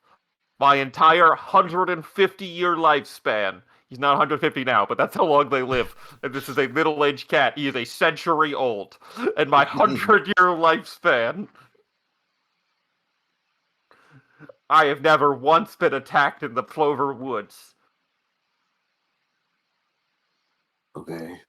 You have a very safe town here, then? Thank you. We tried very you- hard. Who do you pay off to keep the bandits? Who's your hunting ranger person? I'm sorry, what? Like a person who, patrols the woods to keep them safe? I mean, we have hunters and gatherers that go out into the woods to find tasty treats for the town. Do you have like a guard? They've never had to fight off rooster rats? Not monsters like rooster rats, like deer and stuff. Regular animals. Like bears? Yeah, like a regular animal, like a bear. So you're fine fighting bears. That's not a monster. Okay. Okay. Are your bears That's this what big? monsters are, right? Like, Let me know how animals big your bears are. mutated and evil. I Well, just I start don't going fight like, bears. I'm Doug Oh. Dougal, the mayor. oh, okay. I think I'm beginning to understand. We're just getting the full story and making sure we understand everything, sir. So you were attacked Viciously. ahead. in the woods, viciously attacked by a horrible monster in the woods. Okay. Yes. The The lure in Plover Caves is supposed to take care of this. Lure? the lure? Yes, the magical lure that protects the town from all the monsters. Right. Oh. Yes, of course. That makes sense. Yeah. Deep within the Plover Caves. Yeah. Or so the story is told. The Uh, great wizard and founder of our town created a magical lure that attracts all of the monsters far and wide to descend within the caves, keeping the the village of Elmore safe from all vicious monsters. Okay, so the caves are just full of monsters. Yes. There we Vicious, go. vicious monsters in the caves. We don't go Like- into the caves. Like rooster rats. Like rooster rats. And ghost Okay. scorpions? I presume. What's a ghost scorpion? Your alchemist know. wanted us to look for ghost scorpion venom to protect the town, apparently. It's some kind of monster, Hmm. ingredient. I How don't think much I've will ever you pay us to tasted do ghost that? scorpion venom.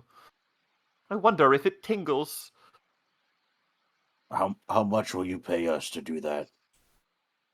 Pay you? Wait, to what? For what? To go get the ghost scorpion? I don't need ghost scorpion venom. We're already being You paid seem by the interested in- alchemist. I elbow him. I elbow you back, like, no, I thought you were misunderstanding, in character. I thought you were misunderstanding it, so I'm like, no, we're already been paid. I hit him again. Alright, I shut up. Yeah, I mean, it's going to help the town, and you're the mayor of the town. And prices here are a little high. Now Well, that's what? because no one can go into the woods to get food. Because, the monsters.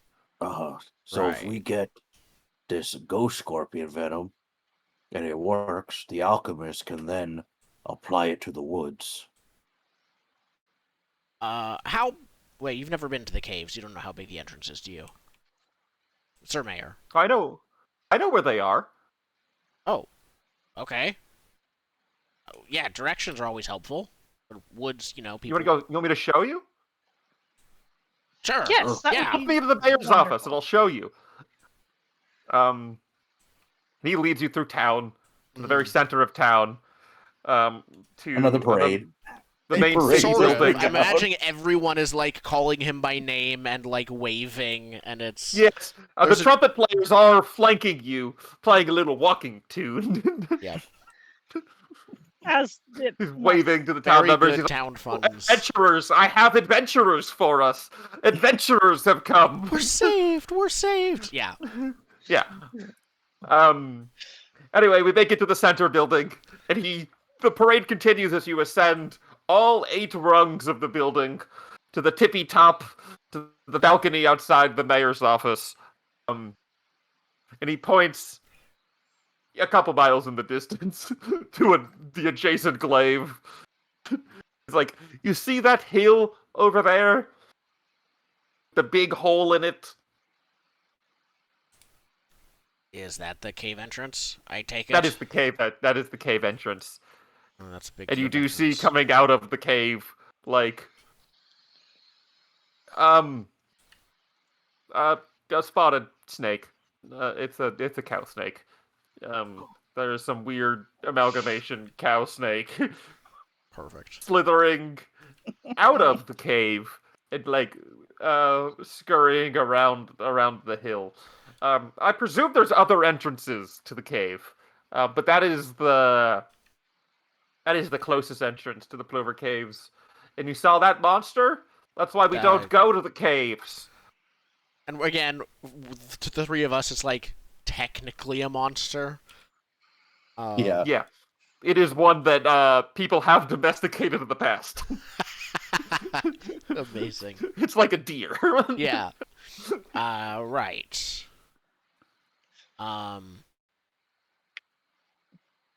Okay. This wasn't happening until recently. No terrible monsters were leaving these caves.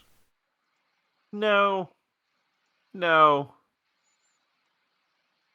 that I... No.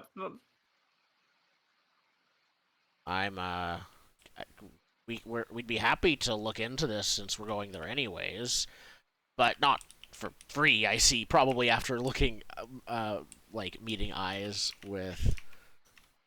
Your name is Stalwart. Stalwart. Stalwart Venge Cleaver? Stalwart Venge Cleaver. Yep, It's no Bandy Vanderdash, but it's close in my opinion. Hate the name generator, not the player.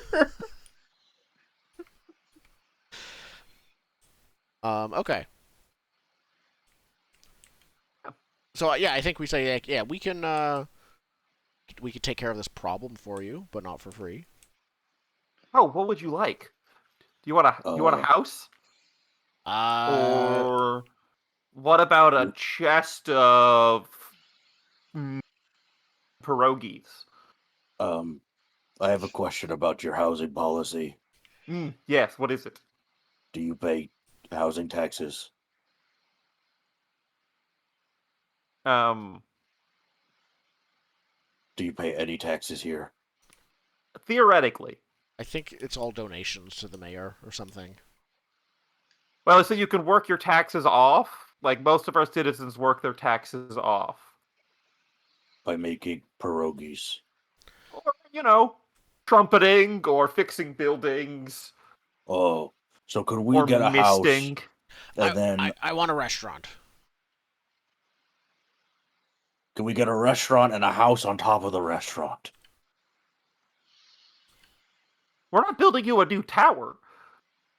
Is there a space for the restaurant anywhere? I'm sure we could find a restaurant. That could be arranged, but you have to promise no more monsters ever for all eternity. Well, Sure. we eventually are gonna die. Yes. No, sure. Yes. No more monsters ever for all eternity.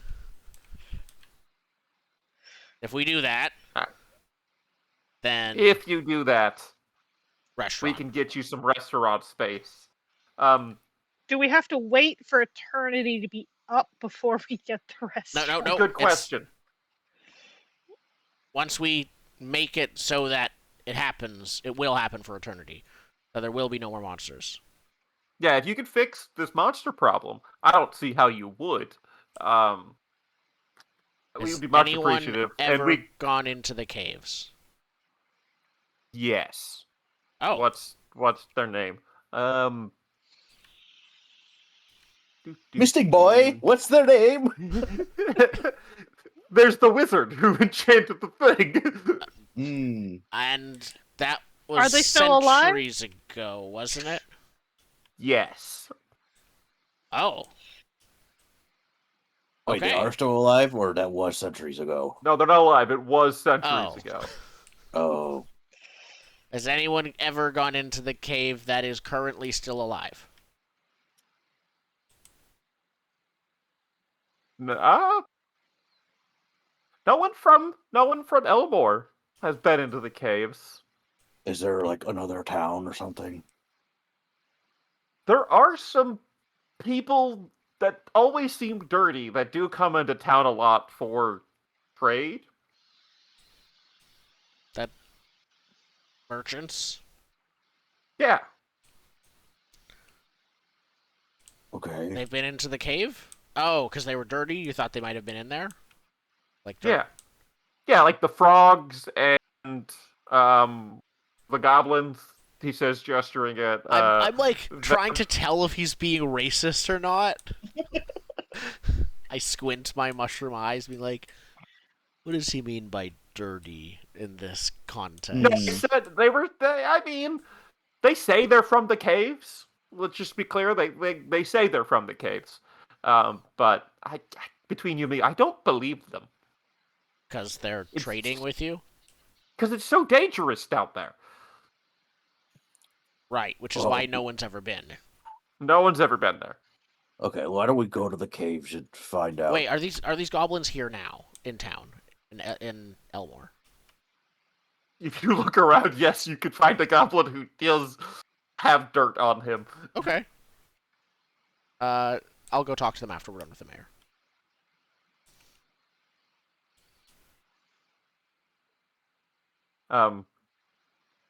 The mayor, who I want to remind everyone, literally lives at the top of Elmore society, has never been to the caves and doesn't believe anyone lives down there. Is there a wooden elevator, like, to the mayor's office? No. No, he does take the stairs at least. Yes. Okay. He's not that out of touch. Yeah. He walks up the stairs 1 foot at a time like everyone else. He does say, Oh, oh, shoot. Do you have any other questions for the mayor? I figured how I'm going to do this. I don't think so. I think we're learning how out of touch the mayor is. So any questions we had, we're just gonna okay, we'll shift the more useful questions over to the goblins that we saw. To the goblin you're going to talk to, who has an actual bit of information. As you Yeah. do leave, you do get a runner that has run up all of the mayoral stairs, basically, to catch you as you leave, with a note from the alchemist, because they did forget to tell you a bunch of information. Oh, perfect. It's not so much a letter as much as a torn page of a book about ghost scorpions. Ghost scorpions tend to make their nests by flattening all the tall grasses of the overgrowth, which is, a weird cave in the Plover Cave system. Their magic caves down there could be anything. Okay. Let's get over that real fast. Yep. Okay. yep. Magic caves. One of them is referred to as the overgrowth. We can talk about different cave layers as we get to it, or different cave facts as we get around to it. But you haven't been there. The note says they live in the overgrowth. Into strange circular patterns, they leave crop circles. To get Space. to get to the overgrowth, the party can follow the smell of jasmine through the northernmost chamber of the shallows. The shallows being the topmost layer of Plover Caves. But if they ever smell lavender, run. So if we smell lavender, it's bad. But we follow the scent of jasmine? Yes. Yes. Okay. Jasmine, good. Lavender, run. Yes. It's a physical note, so we can always reference it later. Mm-hmm. Why should we be running from lavender? Maybe he's allergic. It's probably I why. don't know. Then why are we running from it? I don't know. Okay, I was making a bad joke. Let's go talk to someone who has some lived experience. Yes, that might be beneficial. You make your way down from the mayor's office, who has pointed out the closest entrance to the Plover Caves, explained that yes, the town will reward you handsomely if you can solve their problems forever and ever. But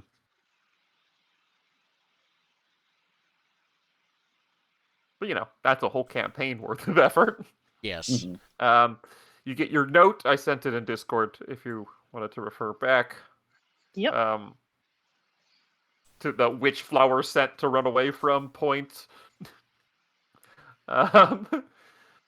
You want to go talk? You go downstairs. Let's talk to the goblin, and then we'll take a break after that. I think so. Okay. Yeah. So yeah, you flag down this gentleman. He is a, 3 foot tall, blue and gray mottled skin. He's eating a lizard on a stick that he just purchased from a vendor with a tingly sour sauce. How can he afford it? Yeah, that's some amount of money. Okay. Well, It does appear Lizard that he traded with lizards. I was gonna say he's a trader, so whatever the prices are here goes both ways. Yeah. Hello, good sir. We just arrived in town, And we understand you might come from the caves? Is that right? Yes. No. I live in Cave Town, Plover Cave Town. There's a cave town. Oh, so people Yes. do live there. Yes. Okay. Don't say it too loud, though. All of the squares in the Tower Town are terrified of the caves.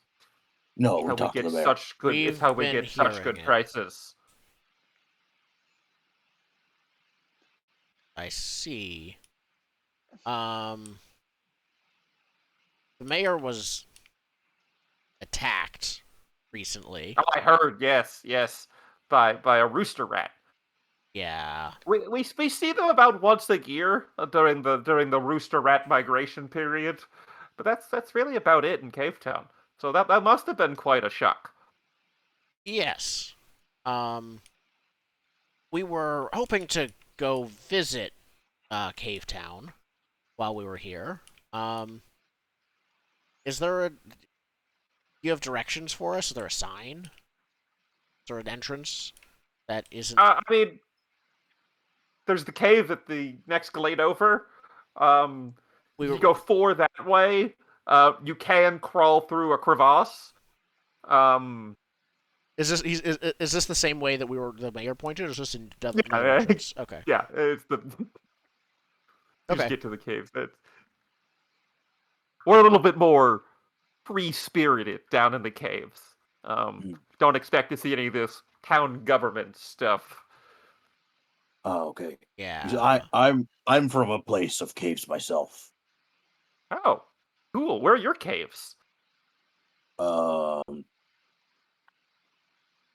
well, have you heard of the first layer of hell? No. Okay, we're right above that. Okay.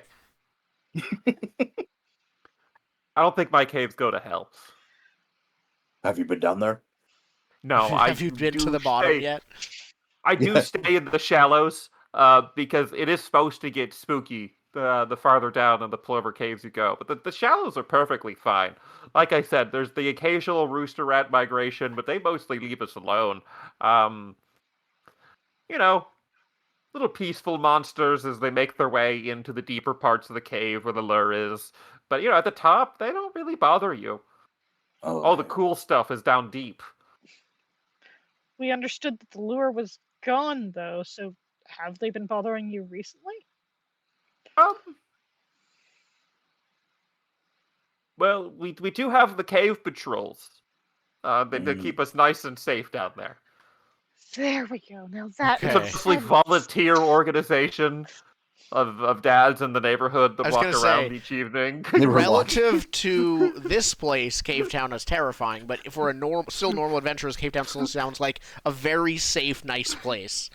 Yes, A reasonably yes. safe, It's nice a place. nice regular village. Think regular village levels of danger in Cave Town. Perfect. All right. Um. Well. Thank you. Oh.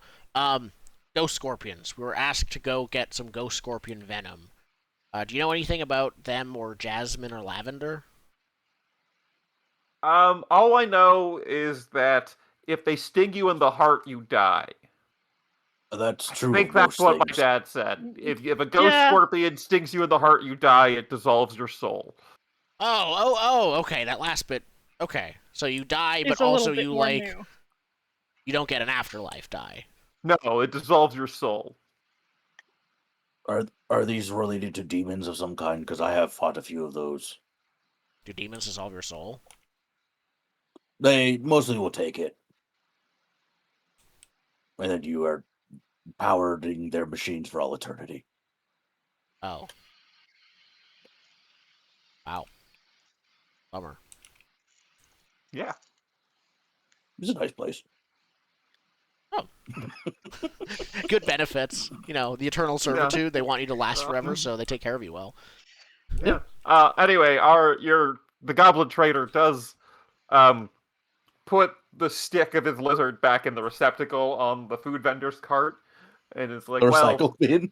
he has a receptacle. Think he's gonna buy new skewers every day? No, of course not. Yeah. You return the skewer after you finish your lizard. You eat it on the street next to the cart. You stick it back in there. He's like, well, I'm gonna go now. I'm gonna make soup for my wife and kids. And then he Oh, okay. picks his little backpack up and he starts walking Scurries away. off. Yep. He's going back to Cave Town, presumably.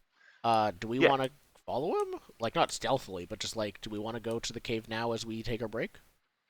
Sure. Yeah, that makes sense. We will begin walking out of town as we take our break. All right. We'll perfect. talk about the walk to Cave Town later. Walk to Cave Town. Our random encounter table in the forest, or something. We'll Yes. see. We'll see what happens. Because this is a story game, I do need to point out, I think I am prepared enough. That was the first bullet point I was on gonna my... say, Yay. welcome to prepping story games. That was my first bullet point of everything we've done. Excellent. We'll be back in usually about 10 minutes, sometimes longer. Yeah. To see what the state of this cave ends up being. Yeah. Thank you for watching. All right. We are back with the rest of Daggerheart, episode 1. What's going on as we're heading to the cave? Yeah. So you very quickly lose your goblin friend as he scampers off into the woods on well-trodden little goblin trails. Veb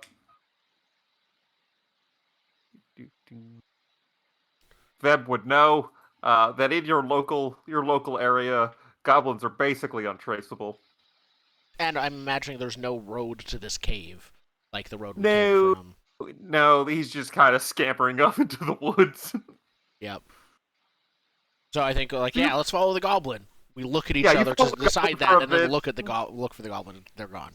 Oh, following him is not going to be an option. We needed to say that before he left. Yeah, yeah. Oh well. I'm sure we Oh. can find it. We were pointed, like, towards it, and we're heading the right way, I think. At worst, we can climb a tree to double check that we're at the right place. Cool. So yeah, you begin to wander into the woods. Like I said, you're immediately lost.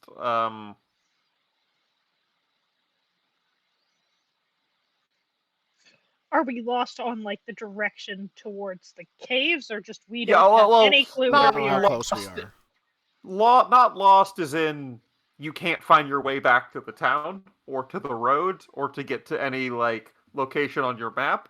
But lost as in you step out into the woods, you're like, I'm Yeah. without a role here. We're in a different world, someone's- basically, as soon as we enter the woods. It's Someone's going to need to, I don't know, maybe a ranger needs to make some sort of navigational based roll against the environment. Oh, I'm assuming that's going to be a right. knowledge roll. Like, is there such a thing as? Do we say what the roles are?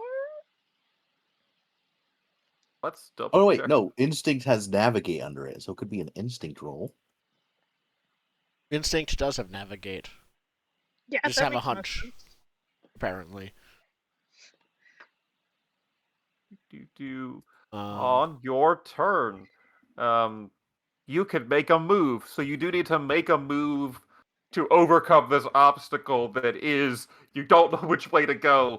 You're kind of just in the woods now. As immediately as you stepped into the weird and wacky town of Elmore, you immediately step into the thick Yeah. clover woods. Yeah, we're talking to her, and we're just going, yeah, that's fine. We'll just follow the, and then we, like, one of us says goblin, and the word echoes throughout the trees, and it's like, where we took 5 steps, where are we? Turn around and we don't see the town anymore. Yeah, we move 5 steps backwards, we're back in town, but like, it's like a veil that we're passing through. So, when you're saying making a move, is there a specific? You can do this if you do this. Look, I just No. came off Dungeon World 2. Yeah. Or is it a matter of No. okay, we just need to roll instinct and see the first roll? Yeah, basically rolling instinct is making a move. So the core mechanic part is making a move. When you decide to do something in the story, that when the spotlight shifts to you, which I did by shifting to the ranger by saying we are lost in the woods, Fair enough. your PC makes a move. This which is you describe to the so group. PBTA. Wow, I didn't realize Yeah. this. So I you didn't- describe okay. what you do to get us on track to go to the Plover Caves, or not if you want to do something else. Or if I want to and- derail everything, go do that. and then you roll the dice about it. See if you succeed. This is not going to be a particularly difficult roll.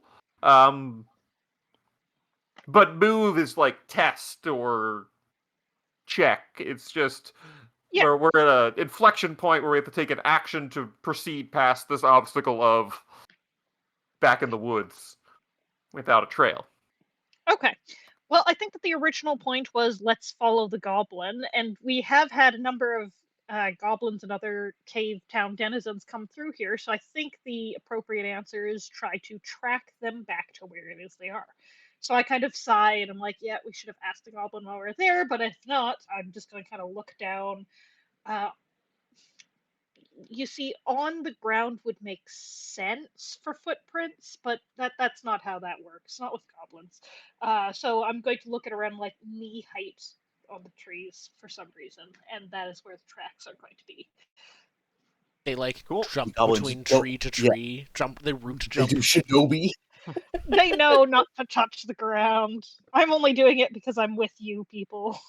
You put on your And I hidden haven't leaf quite village headband. and I haven't quite gotten the grasp of, this leg yet. Yeah. See, it likes So the ground. give me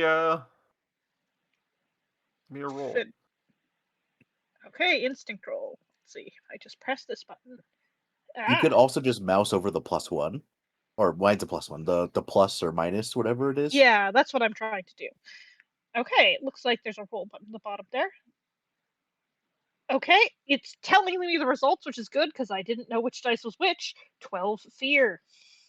12 Mm. fear. All Yep. right.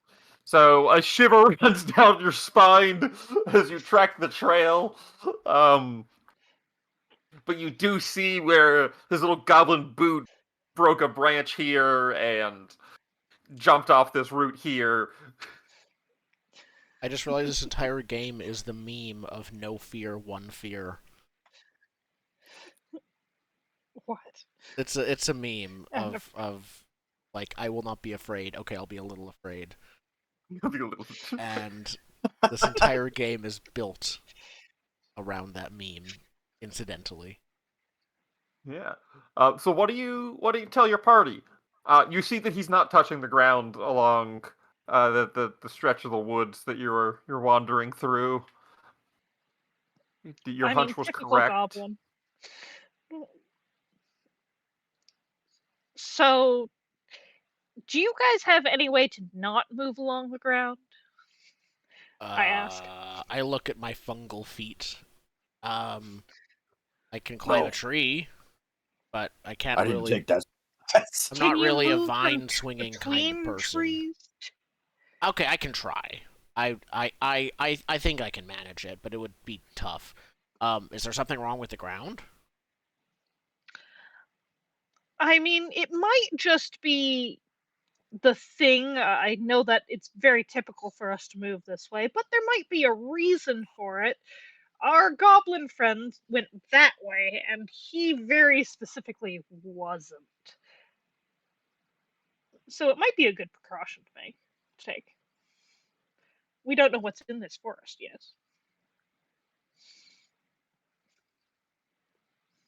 Let me see if I can rustle us Have up a him vine to swing on or something. Yeah, I guess it'd need to be a series of vines, branches. The very straight-faced Veb is just very curious to see what on earth is this going to look like. How is This this is going gonna to go? take There's us way part of longer to me- get there, just so you know, though. There is part of me who is pulling a prank. Who's pulling rank, The- you said? A prank. Okay. I just want to see what you'll do. As you two are deliberating on like, okay, how are we gonna be able to like swing from tree to tree?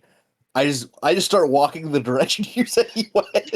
Okay, yeah. I guess there's no point. Okay.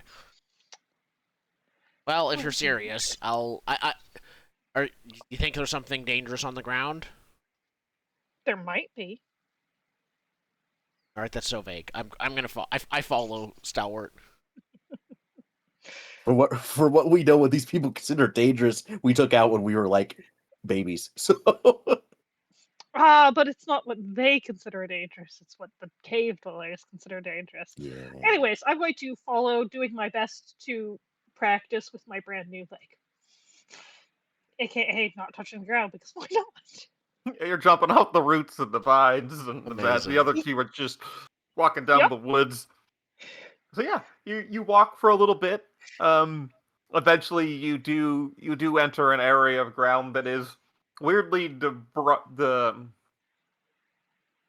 devoid of like trees and roots. Not like a clear, nice glade, but just like a weird empty patch. So our goblin friend can't jump over. Aw. Okay, I'm the goblin friend in this case. Just Yes, checking. yes, you are. Can I skirt the edges? You could, but my plan is like you come to like a break in your chain of convenient um tree hopping. I will work with inconvenient tree hopping as long as I can see the others in sight range. All right, so you get a little bit farther away, but the other two, as they like continue, I'm assuming you continue forward through the little tree path. The ground begins to rumble, and obviously there's a monster attack. No. Clearly the story now demands monster attack because we have left the safe town and now are in the woods they thought were safe, but we were told they're infested with monsters. And now it is time, as storytellers, for us to show they're infested as monsters. Yes. As a giant All rocky right. turtle head, I spend my fear to make a monster happen.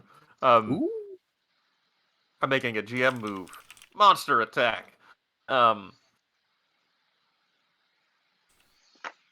and yeah, a bowling ball sized turtle head comes out of the ground and attempts to ambush stalwart Venge Cleaver. Try to bite your ankle. And How big is this? bowling ball sized head is what you see appear. Okay. I need to roll. I should know this. Combat. Uh,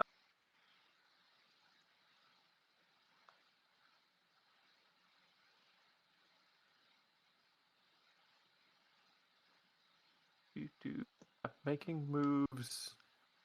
I'm just trying to figure out exactly if I need to specifically roll.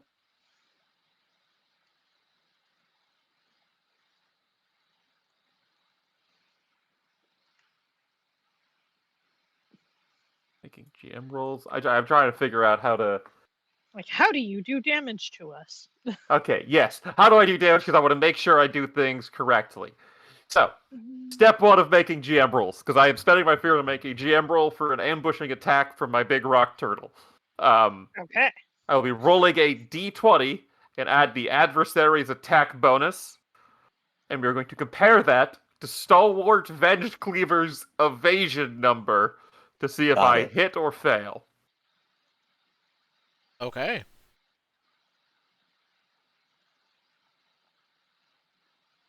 Did I write? Like I obviously did. I must have. Um, D20. There is my adversary. Just making sure I have all of my numbers.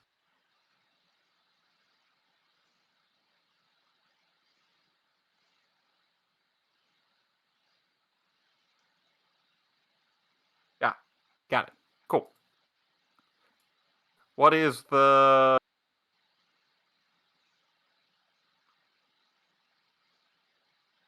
I rolled a 17. Ooh, I have an 15 8 plus evasion. 2. You have 8 evasion. I do believe you get bit upon the ankle as the big turtle comes out of the ground and bites you on the ankle, dealing damage. We deal. I just had it, and I clicked away and I forgot. 1d8 plus 3 physical damage. I roll a 6. A 3 on the die plus 3 physical damage. Which damage Minor threshold? damage. That's a minor damage for you. Okay. Your My ankle is threshold sore. is 8 and 16. Good. So, what kind of armor do you wear? What kind of boots are you wearing? As we I have now they're in focus as a turtle bites them. mhm. I have chainmail armor, so I probably have the medieval equivalent of steel-toed boots. So you just got like heavy leather boots on, like Probably. Yeah. Yeah. Can you not do Alright. steel-toed boots in the medieval times? I don't know. I mean, their shoe technology was different. Yeah, I was gonna say Um, I don't know what their shoe there technology is- is. That. But like the metal equivalent, like the armor, like knight equivalent, is kind of like a cover that goes over a shoe. Yeah. But that is like a worked piece of like plate steel, which does feel out of your budget. Yeah. Yeah. For shoes. I just have like thick leather boots. Yeah, thick leather boots would be appropriate. Anyway, you get 1 damage go, through "Ow." them as your ankle is sore, as this turtle bites you. And then, yeah, The axe and the shield come out. everyone else gets a turn. You've been ambushed in the woods. As I stand on my tree root significantly further back, Yeah. can I quickly get out bow and arrow? Is that something that takes an action? You should be able to quickly think get there's out like your a bow and arrow. I like don't a think there's like a main draw. action move action. I don't- thing. I Are think- we I think- assuming we're in scary woods? We do indeed have the ability Yeah. to have our weapons to hand. Yeah, it is the I took my GM turn. Now everyone else is going to get a turn to do something Okay. in the scene. I draw both of my knives. I think I was the one right behind Stalwart, following Yes. closest. So I draw both of my knives, and I throw my returning knife at the basketball-sized turtle head, I believe you said. Yeah. So I think that's what I'm going to do. I'll keep my other knife on hand, my other hand, but since only one is returning. But I think my chef's knife is actually my returning knife. That's the one that always comes back to my belt when I need it. Yes, of course. So I throw it. Obviously, your nice knife. Yeah, exactly. And I'm gonna. How does this work? So, do I roll to hit? Yeah, your Click. thing should have a roll to hit button on it. I do not. I think it would be broken if culinarian applied to every chef's knife throw, and also I don't think learning how to cook is the same as learning how to throw a knife. No, you have to do something culinary related. Yes, I think it's just normal. Yeah. Roll. Ooh, there's like physical dice. Got a Mhm. 10 of fear. 10 of fear. That's good for me because I get fear. Yeah. That's good for you because a 10 does hit. It has Alright. an evasion of 10. I rolled 7 damage. You rolled 7 damage. You deal 1 hit point because it's a rock turtle. Ooh, yeah, okay. You did not cross its first damage threshold. I have Okay. 7 on a D8 was okay. This is gonna be really whittling it down for me at least. Okay, that's me. Yeah. So you immediately fling a knife at him as you see this vicious attack. Yep. I say, "Watch out!" Or probably in a different voice, but you know, they say that. Yeah. You ought to watch out. Did you? And I'll Are you yell also back. attack? I'll yell back to you. I told you to stay off the ground. I said there was danger down there. As I shoot an arrow, like trying precisely to hit it in the eye, if possible. Yeah, you will have to attempt to attack the turtle as well. Absolutely. It's All the right. proper thing to do. And from what are the range bands again? You are not very far. You are not far. I do believe you are close. That's We're probably just both fine. close. because Yeah. even if I'm in far, I have the range band, and it Yeah. doesn't really matter. It's as long No, you're as good. it's You can within hit basically very far. anything. Anything that's not Yeah. very far, yep. Okay, roll to hit. Roll that is not good. Oh, huh. Okay, it's 8 fear. 8 fear does miss. Does miss. Okay, that's fair enough. My An rolls 8 were and 10. very low. So I'm not rolling damage, and Apparently, I should maybe aim for a larger target than an eye. Well, in response, the turtle lets go, like your arrow having been stabbed in the head with a knife, and an arrow bouncing off its shell. The turtle does rear back, and the top part of its turtle body breaks out of the water, and not the water, the sand, and then falls back down, planting its 2 feet firmly, and then a magic rock turtle Gatling gun vomits out a weird little brown cat-sized thing with fins and such that looks like it burrows in the dirt and things like that at our goblin friend as a projectile minion. Ooh. Okay. Interesting. Okay. As I launch a cat at you as a fear attack. Excellent. Right. I have some special abilities here. Sure, I special abilities. I rolled an 18 with projectile dirt cat. And I'm going to use a special ability, which is I see it coming. When you're Good. targeted by an attack made from beyond melee range, you can mark a stress, roll a d4, and gain a bonus to your evasion equal to the result against the attack. Now, you told me what it was, which I cannot beat, but I was going to declare this anyway, so too bad for me. I'm sorry. No worries. The question is there a nice little button to roll a d4 anywhere on here? Because there isn't on that sheet.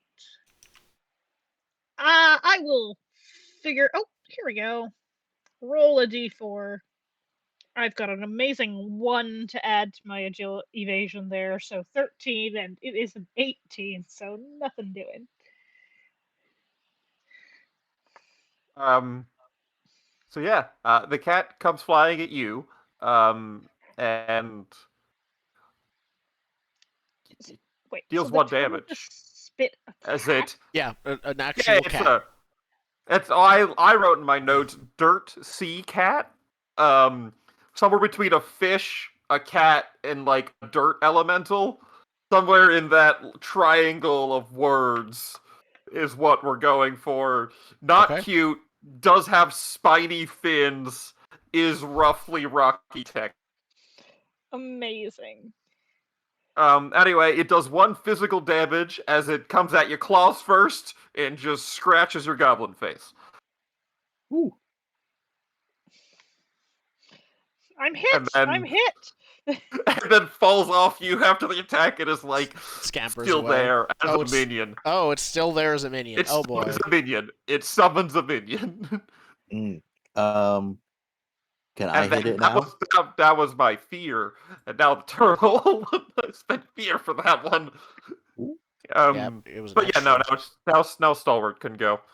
Okay, I'm going to hit it with my axe. Gonna go axe. All right. The turtle that you were in melee distance with. Oh, I got a crit. What's a crit? Lovely. What I does a rolled. crit do? I rolled double Equals. fours. Yep, doubles. What does a crit do? I think it gives you max possible damage. Critical success. If both dice roll the same number, it's a critical success. Tell the PC to mark a hope. They can also Ooh. clear a stress. Oh. You automatically succeed with a bonus, gain a hope, and clear stress. If this was an attack roll, you deal critical damage. Okay, what is critical damage? I think it's max. Okay, so that's D8 plus 1, but wait a minute. I'm going to spend hope, so my hope levels out, and I'm going to hit them with my tusks as an orc. Ooh, so you add an additional D6, I believe, Yes. but it's critical, so it's an extra 6 on the 9, so you do 12 damage Yes. as you murder the turtle.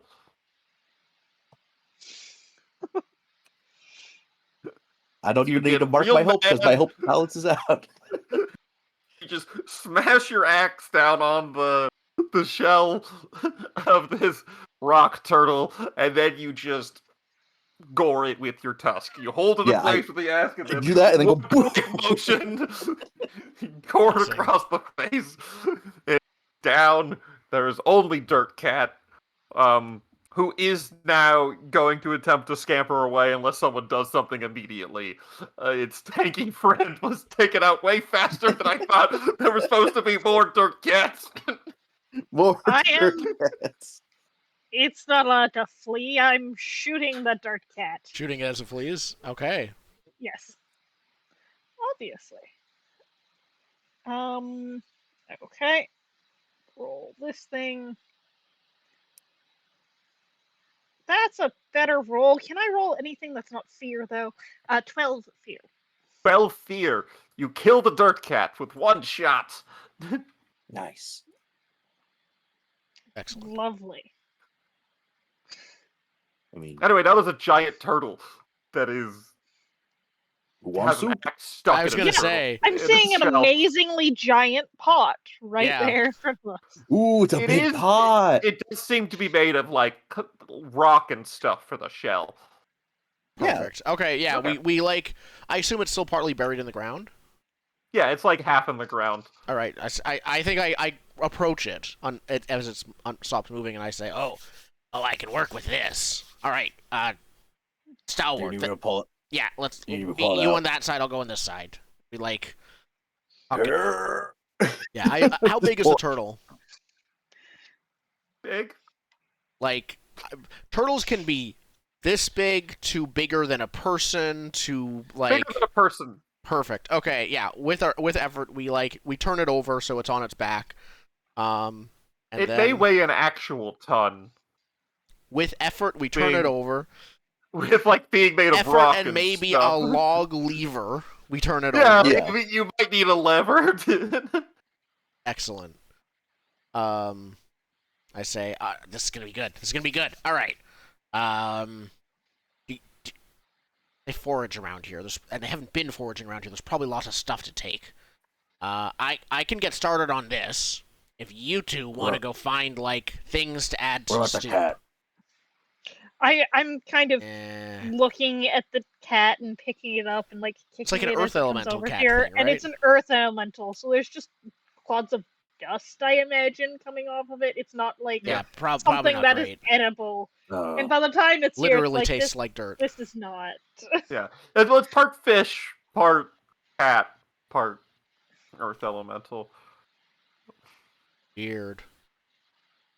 Yeah, I'm gonna say like let's leave that as backup. But yeah, okay. Okay. I like take out Do my you want chef's that- knife. I take out my like knife sharpener and start sharpening it. And say like, all right, you two find whatever ingredients you can in the woods. I'm gonna get everything started here. And there's probably like kindling enough nearby to start a campfire. But first So you could I'll get. There's actual rules for this. okay.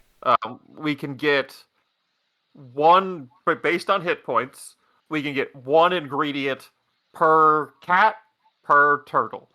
Oh, okay. Perfect. Yeah. So Um, we can get an ingredient Okay. from the cat. Can get ingredient from cat, and Yeah. we can save it for later. Then we don't have to cook it now. Yeah. So We don't. Yeah. I don't think we have to cook I either mean- of them now.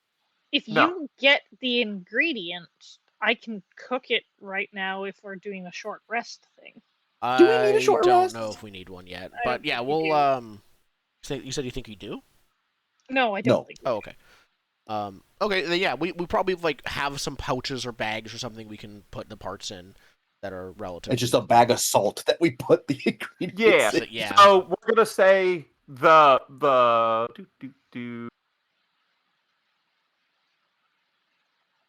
So they each get one the ingredient. turtle is bitter. Oh, right. And We the should cat- be writing the this in our cat I'm, salty recipe. I'm or adding sweet? it. I'm adding it. Thank you. Yeah. So you can get what do we get? We get turtle. We get Turtle fin. rock Usually turtle fin. rock turtle fin. Turtle fin. Yep. And dirt sea Bitter. cat fins are Thirsty cat fins. Dirt sea cat. Also fins? not fins, Tail. but like. Do you think tail? You think that's what they have the flavor? No, that's probably mostly rock. Cheeks. Gills? Flank. Let's call it flank. Flank. Yeah. That's right. Flank. We'll give it salty. Perfect. Okay. I've noted them both down. 1. Sorry, and then the turtle is bitter 2. Bitter 2 and salty 1. All right. Isn't there there's like a table you roll on, right? I think that's when it's not sure. Like it could be rolled, but doesn't have to be. Or is No, it- there's Um, so bitter has like a D8 table. I just can't find it. no, a bitter is a D8 when you're assembling your like meal dice. Okay. That's where I got There's a confused. table for a quick ingredient table if we can't figure out what part of the animal. Like there's a beast table. There's a D20 list of Oh, beast got bits. it. There's a D20 table list of plant bits, Mhm. and there's a D20 table list of what's interesting about it. Okay. And then when you go to make a feast, um, you compile all of your dice, and yeah. So Okay. like That's what the tables everyone are for. adds something to the pot, basically. So like Okay. the turtle would give 2d8, and the cat flank will give 1d6. Okay. All right. So the cat is salty, the turtle is bitter. Yeah, because they don't have Got it. like Okay. gamey. I zoned out a bit because people are asking me questions about Dungeon Worlds 2. What Yeah, is up with the ingredients? What's the D6? the cat flank is 1d6. You It's just need to not write salty 1, salty it's 1. salty. Okay. Salty 1. That's the part Salty that one. matters. That's One what is- matters. I have salty 1 and bitter 2 written down. Is that right? Yes. That That's is the correct. important So bits. Yes. when we make a meal, when we add those ingredients in, it is 1d6 and then 2d8, right? Yes. Okay. Okay. So the flavor type is the dice size, and the flavor number is the number of dice. Correct. Done. Cool. Okay. So I butcher those two creatures, and inside it's probably mostly earth elemental stuff, and I'm like, most of this will literally taste like dirt or give you like some kind of heavy metal poisoning or something like that. But these parts are good. These parts are good. All right. Cool. You want to keep going? I'm good Are too. you going to try the suggestion to not be on the ground now? Oh no, this was great. Let's go see if we find more. Yeah. I sigh and resume my movement. Yeah. Keep So- trudging along. After this combat interruption, you do continue along, and you do eventually find the entrance to the Plover Caves. Trying to think how this would work. There's like it's not the one the mayor pointed to, but you do see Plover Cave Town does start immediately beyond this cave entrance, as in you do see skulls begin immediately. You come into this next little bit, there's a stack of rocks, and you hear the sounds of people and stuff happening, and you look inside, and you immediately see the first vendor. There's children It's spilling basically a out of the town in a cave. cave here, but then Yeah. there's more cave that isn't a town past it. Yeah. Well then, I'm gonna activate my class stuff. Syndicate, my syndicate rogue thing, well connected. So I didn't use this in the first town, but It's probably a better town here. I don't think I knew anyone in that town, but in this case, when you arrive in a prominent town or environment, you know somebody who calls this place home. Give them a name, note how you think they could be useful, and choose one fact from the following list. There's like 5 options. So,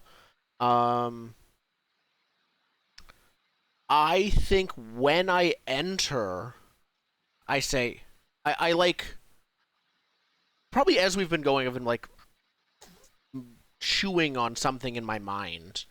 Not intended, but I'm gonna stick with it. Like Cave Town. Wait, is this? No. I think I have a cousin who lives here. They're mm,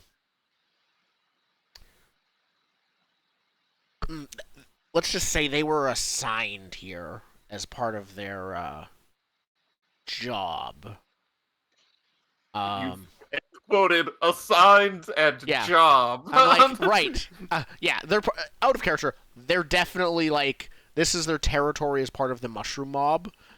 I just didn't realize this was the place I heard about. Yeah, This cave town. this cave town, like, it's so out of the way. I didn't. I thought it was like a, went up to the farm or something like that. But no, he's here. Yeah, I'm gonna, out of the list of, so give them a name. Hold on. There is a fungrel named generator, so let me go find The that. most important thing. Yep. Fantasy name generator.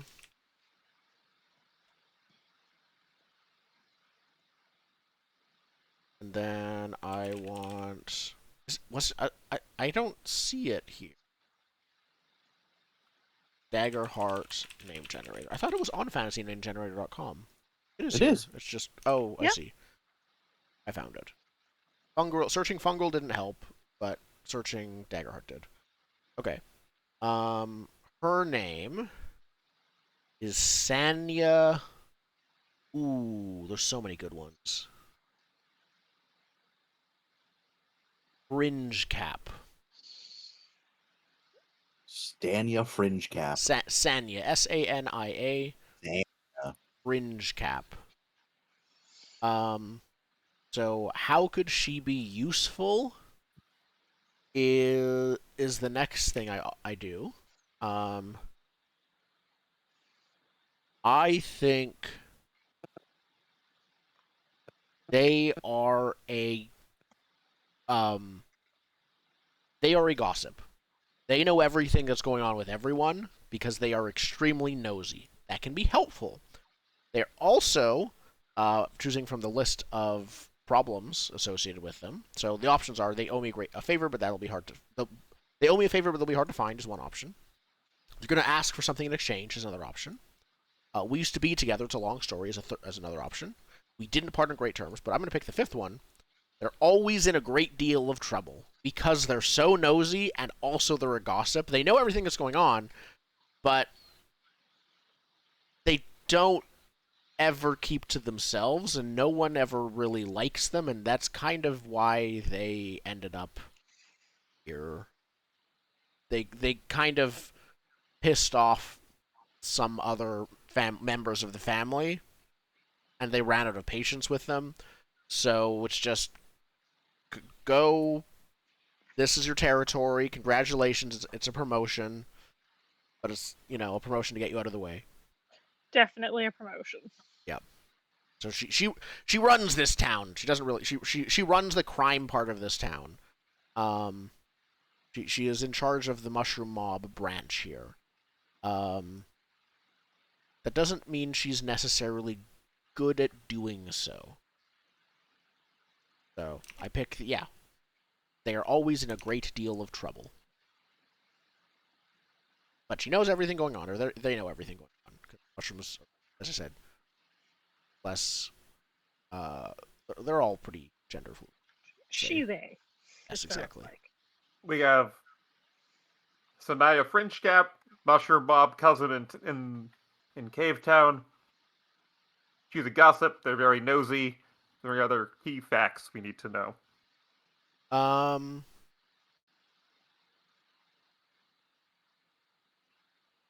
I don't think so. I think so I'm not picking the option of we didn't part on the best of terms.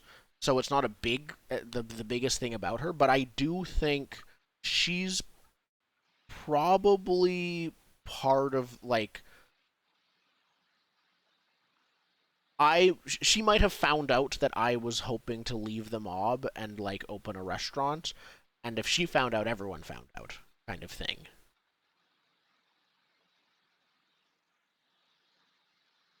Cool. And that's it. I think I'm Yeah. like, oh, this is where she is. Okay. And think Well, if we ever, I turn to the other two. If we want to know something about what's going on here, probably ask my cousin Sonia. I think she's here. Um,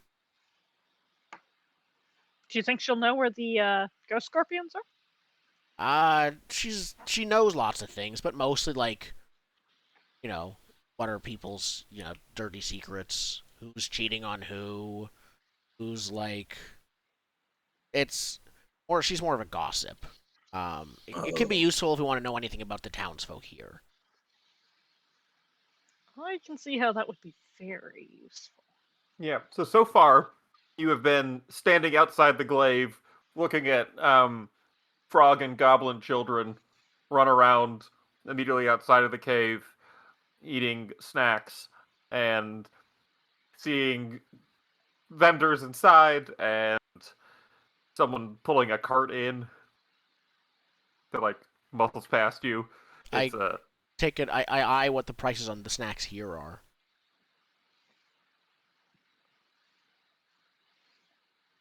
If there's no obvious price, I will ask them like, there's no obvious price. Okay. It's more reasonable, but still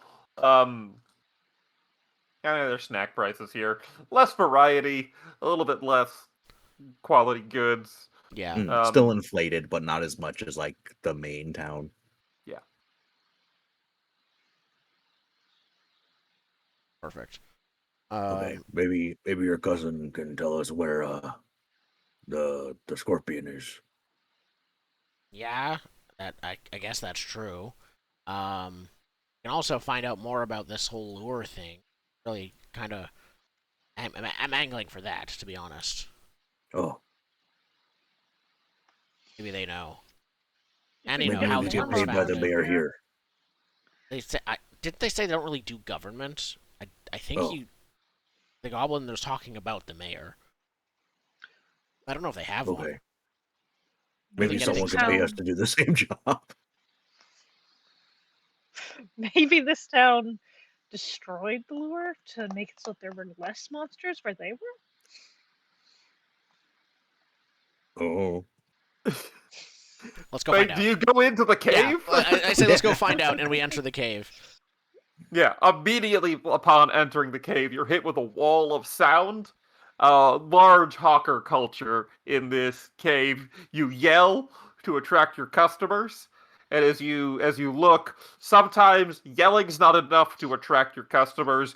You do see heavily muscled frog ladies standing outside of a few of the establishments that do look like their main job is to kidnap people off the street and bring them into the shop. You will buy something now.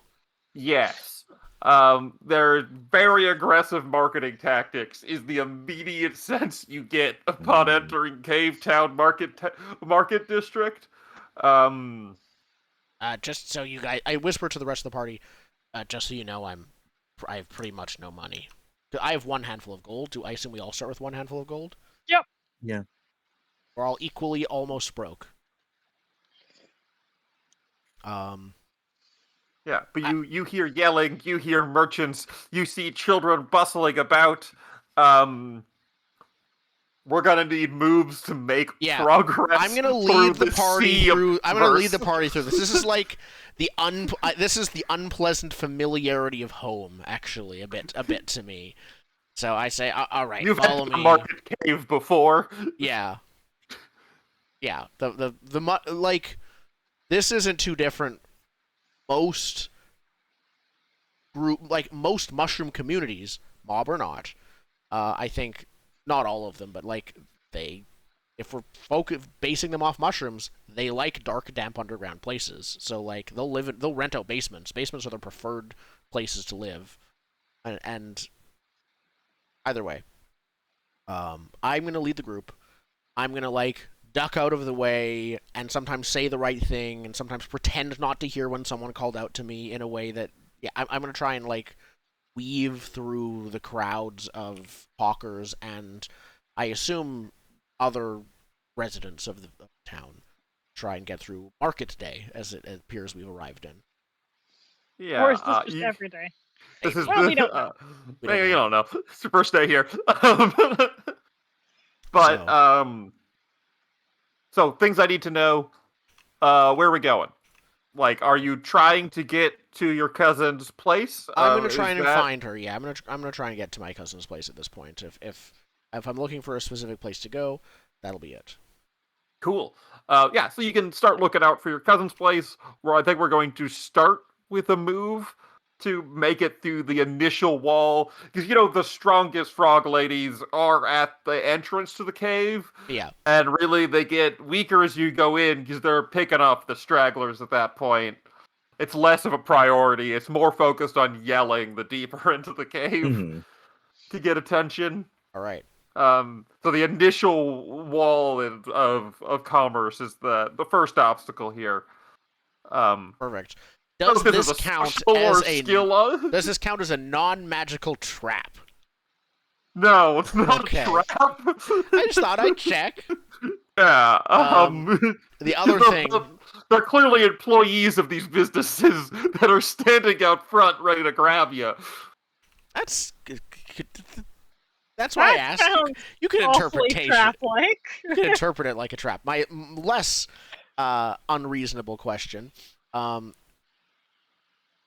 I have advantage to negotiate with criminals, detect lies, or find a safe place to hide. Slyborn. I don't know if finding a. I think I'm trying to get us to a safe place to hide by going to my cousin's place. I'll give you a safe place to hide if you really want the bonus. I think so. Okay. And then this actually might be where one of my experiences does come up. I spend hope if it's relevant, if I remember right? Yes, to Yeah, get your experience bonus. Thin and spindly. I can literally weave through people easier than most. I would say that would get you there. But maybe not everyone else. I'll save the hope. I have 2. That doesn't feel like that much. 2 out of 6. I'll save it. Okay, so I'm going to roll control, hide, tinker, perceive events, navigate. I think this is instinct. Yeah, roll with instinct. And then I it's gonna be 13 against a 13. That is a 20 fear. 20 fear. Ooh. Yeah. So yeah, you push and you whirve and you sweeve, and you find the 3 of you sitting outside of Mushroom Mysteries. Your mushroom fortune waits inside. There's like a mystical mushroom ore. Yeah, this is her like front business, and I'm just like, I told her it was a bad idea. She uses all the gossip to try and like read people's origins. Yeah, she just cold reads everyone. It's the perfect gossip. Everyone confesses everything to her. Yeah, but then half the time, if depending on the mood she's in, half the time she'll tell you what about other people's fortunes she's read. Mm. It's a whole thing. There's no confidentiality clause. No. So I saw that Mrs. Jenkins' son is actually going to drop out of school, but she doesn't know yet. Perfect. I'm gonna. I think I assume the door's locked. If it isn't locked, I'll like duck it into the entrance hall first, and then like knock once we're inside. And There out is of the crowds. There is like a vestibule that you can enter in, like a little porch. That makes sense. There's Yeah, a 'cause lot it's a of business. drapey fabric to give the mysterious vibe. Lots of beads on threads. Just like loosely hanging, kind of like a kelp forest. It doesn't truly make sense. Perfect. Yeah. And yeah, we duck inside. And I think there's a little frog boy standing up front with some. They look like mints to the audience members. It was like, would you like salt berries while you wait for the mistress of mushroom mysteries to appear? Please take a seat and wait. He's a little script he's reading off of. I'll have a salt berry, thank you. Absolutely, But I'm yes. we're not here for a reading. I'm okay. I'm a family. Well, family, water costs one handful of gold. Of course it does. Tell her tell her Griley is here. He shoots his tongue out and bangs on a bell without moving. Excellent. He blinks his eyes like this. He goes, Do you take a salt berry? I do take a salt berry. I'm gonna Yep. try it. It's a I'm gonna berry pocket that it. has crystallized salt around it. I don't know if I can deal damage with snacks, but I would like to. That sounds I don't know. I was gonna delicious. say that does not sound bad. Oh, I want to try that next time we have a berry. We have it's like Dip it in salt. medieval Sour Patch Kids. It's Yeah, just salt and a basically. berry. I want you to feel Frozen blueberries, dehydrated I'll try after that. this. Like, it's a lot of salt. It's unsafe without water. There's an unpleasant amount of salt. Yes, like attempting to eat 4 saltines at once, Oh, okay. but berry flavored. Ooh. I will Yes. endure. I endure the salt berry. You shrivel up a little bit. Yep. Oh, So as the mine's two too of you are pocketed for cooking later. cringing and shriveling, the door does open, and stepping out is your cousin, Fringe Cap, and their but the large mushroom cap is also dangling with lots of nonsense. It says, "Welcome to the realm of mushroom mysteries. Come this way, and we will discuss your mushroom fortunes." And then she looks up and says, "Oh, you found me." Well, nice to see you too, Sonya. How, Thought you quit. I did quit. That's why I'm here. I'm a proper adventurer now. Oh, well, in that case, that's fine. Okay. She All definitely owes the mushroom mob like her most recent bag of gold or whatever. Yeah, okay. She thought I was with she's them. missing a kick up. She thought I was here to collect. Yeah. No, they're nothing like that. Well, come this way. She gestures to little frog, like, close the door. Flicks with his Private tongue meeting. again. Excellent. I'm just writing down my notes about her. How big is this domicile? I mean, you get taken back from the little greeting area. Well, I mean, is it designed for 6-foot-ish tall demon orcs? Is what I mean, I'm she's saying. she's tall. She's You've not gotta as make tall all as you the and your customers. horns. Yeah, mushroom folk vary a lot in size, I'm guessing. Okay. Yeah, You've she's gotta make all taller your than. customers comfortable. Yeah, she's taller than Gil, but shorter than you and your horns. Or Okay. Grill. Riley? Griley? I'm Riley. tall. Tall and thin. Yeah, she's taller than you, Okay. but shorter than Stalwart. Okay. Sounds good. So I don't have to bend over, really. I mean, my horns, I might have to go Yeah, like this. there's stuff everywhere. Yeah. You need to walk carefully. Mhm. While it might be hided I'm appropriately, holding my horn. there is dangly nonsense stuff everywhere. It I am is your having- nightmare. I'm having way too much fun trying to weave between curtains and not make them move at all. But there is a floor table, like a little tatami style, not tatami because that's the mats. The table dugout- that's low, so you a low table with negative space under it for your Yeah. legs that is built into the floor of this next room. There's a big amber orb in the middle of the table with bits in it. Unclear what the bits are that are in the weird perfect sphere of amber. If you pay attention to one bit, it doesn't seem to stay the same.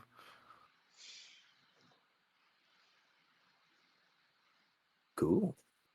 Yeah. That sounds proper. Yeah, mystic amber orb, a low table. incense. There's probably incense. Do you need to roll? Hmm, that would be mean. This is your friend. Also, I have advantage to negotiate with criminals. Well, this is a criminal. That's the point. I'm a social rogue. This is, in fact, a criminal. So yeah. So, yeah, I think she sits us down, and I say, Tanya, how long have you been here exactly? Yet? Just over a year or so. Just me and the boys.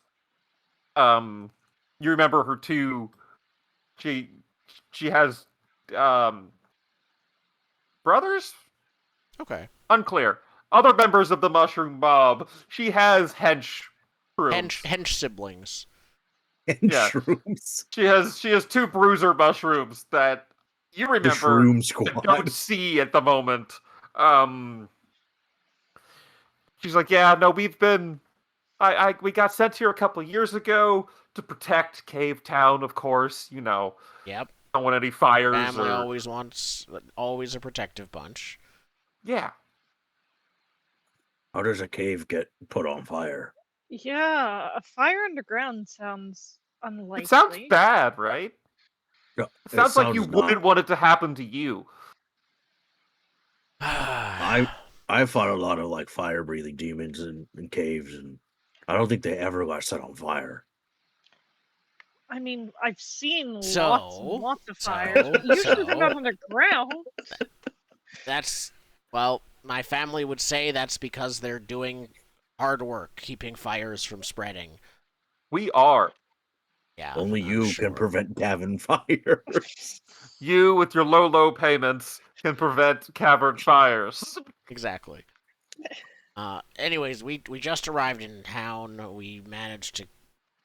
Is it normally this busy by the entrance, or is that just like a market day, or is it just every day? That's how the market works. She does have her hand out as if she's expecting some sort of tribute, because you're entering her territory, and she did remind you she has henchmen. Speaking of your handfuls of gold, This notices place you is- were asking for. She Yeah. is trying to fleece you. I am spending fear to press the issue. Ooh, okay. As she pointedly looks at her empty hand, where you have not placed a handful of gold in there yet. I say, Sonya. As would be polite for anyone entering your territory. Yes. Sonya said, or Riley says, Sonya, if I remember correctly, just when I remember telling you, in confidence that I was considering, leaving the family. And, you didn't tell anyone about that, did you? Didn't let it slip? On the record? No.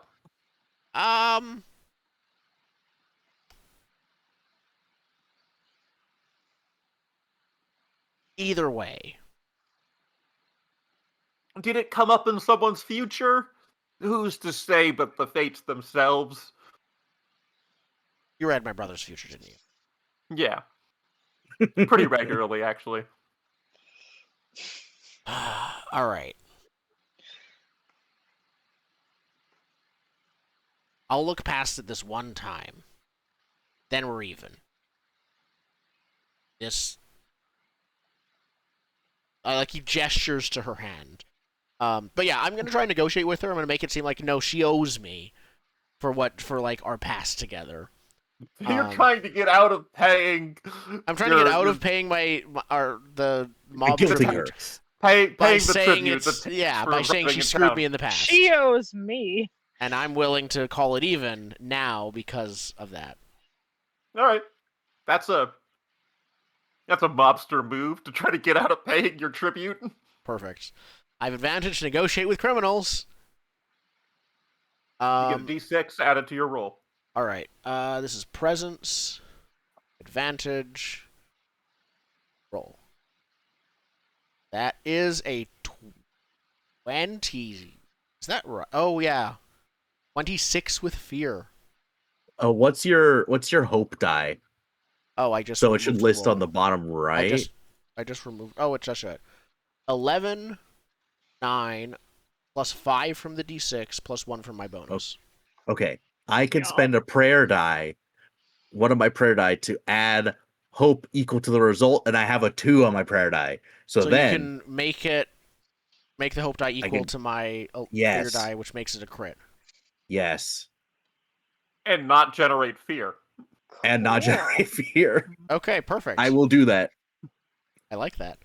My little holy symbol that is it's like a circle, but the circle is on the outside all horns and on the inside all teeth. Just sort of Yeah. like flashes for a second. So I think maybe in that sort of predator eating mindset, inspired by your god, I realized, like, hang on.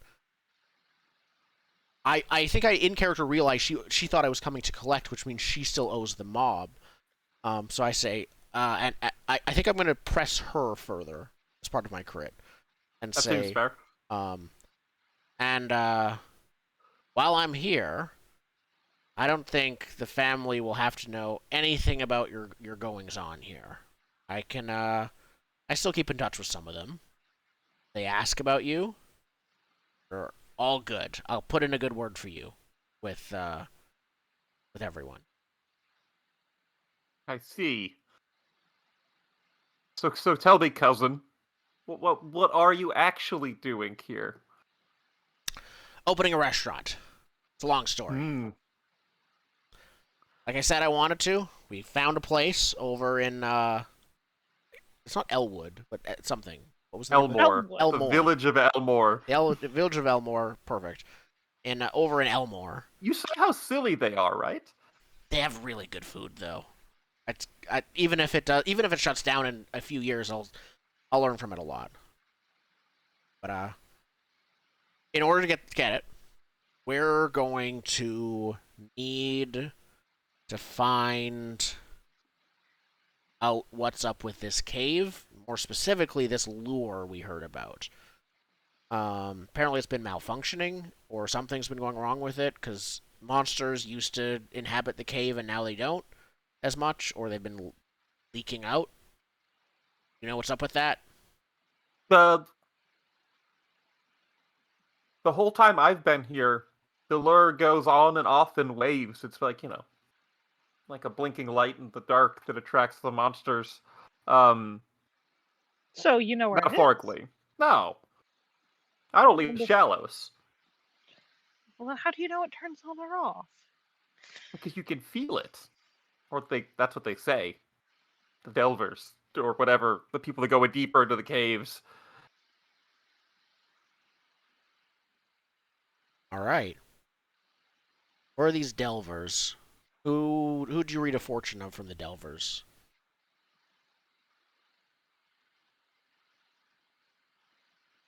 She'll list a couple people that she has talked to that does go deeper into the cave. No one really goes too deep. But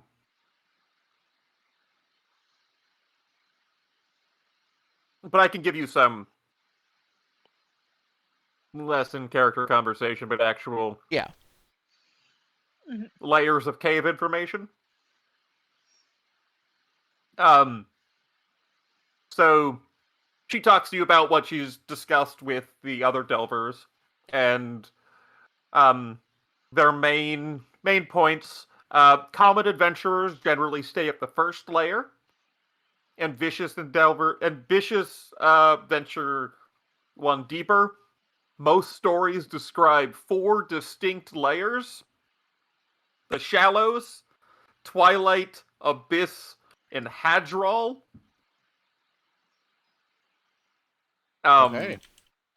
We don't have much words about them listed. It'll be a little bit of playing to find out. Yeah. I will clip that chunk of information that you get about the various layers of cave structure. Um, Okay. Perfect. I have added a note about the caves. All right. So yeah, after she finishes telling us this, like, all right, that it all makes sense. We'll go talk to these delvers. They probably know about ghost scorpions. I'm gonna assume she's a people person, not a ghost scorpion person. So the Yeah. only time she might know about ghost scorpion stuff, like she foresaw someone's death from it. She isn't a real fortune teller, so yeah. How? Why are you being so mean as to say she's not a real fortune teller? Who's to say? Yeah, you don't know. I don't say that to her face. But I think I look to the others. So yeah, she gave us some information. She gave us. I think we're. I actually. Do we want to ask around the Delvers? Basically, find out more information from them, or do we want to just like go into the shallows for?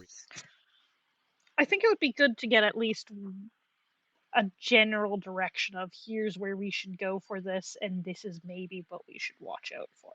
Yeah, I Like, think it we should may ask well about be, the thing. given the level of safety that the alchemist was living in, it might be that ghost scorpions don't live here at all, and they just didn't know that. That's fair, actually. It might also be good to ask, why run when you smell lavender? Like, why? Yes. Ask about Yeah. lavender. Ask about ghost scorpions. Okay. So with my cousin's direction, we head towards the Delvers. Maybe they have a drinking place, or there's just like the house of one of the like leaders there. Um, Something like that. Yeah. So you do find a. Oh, is this where I introduced one of the weird things? Um, what's it called? I want to find the note. Um, anyway, it's your competition. Um, so outside of a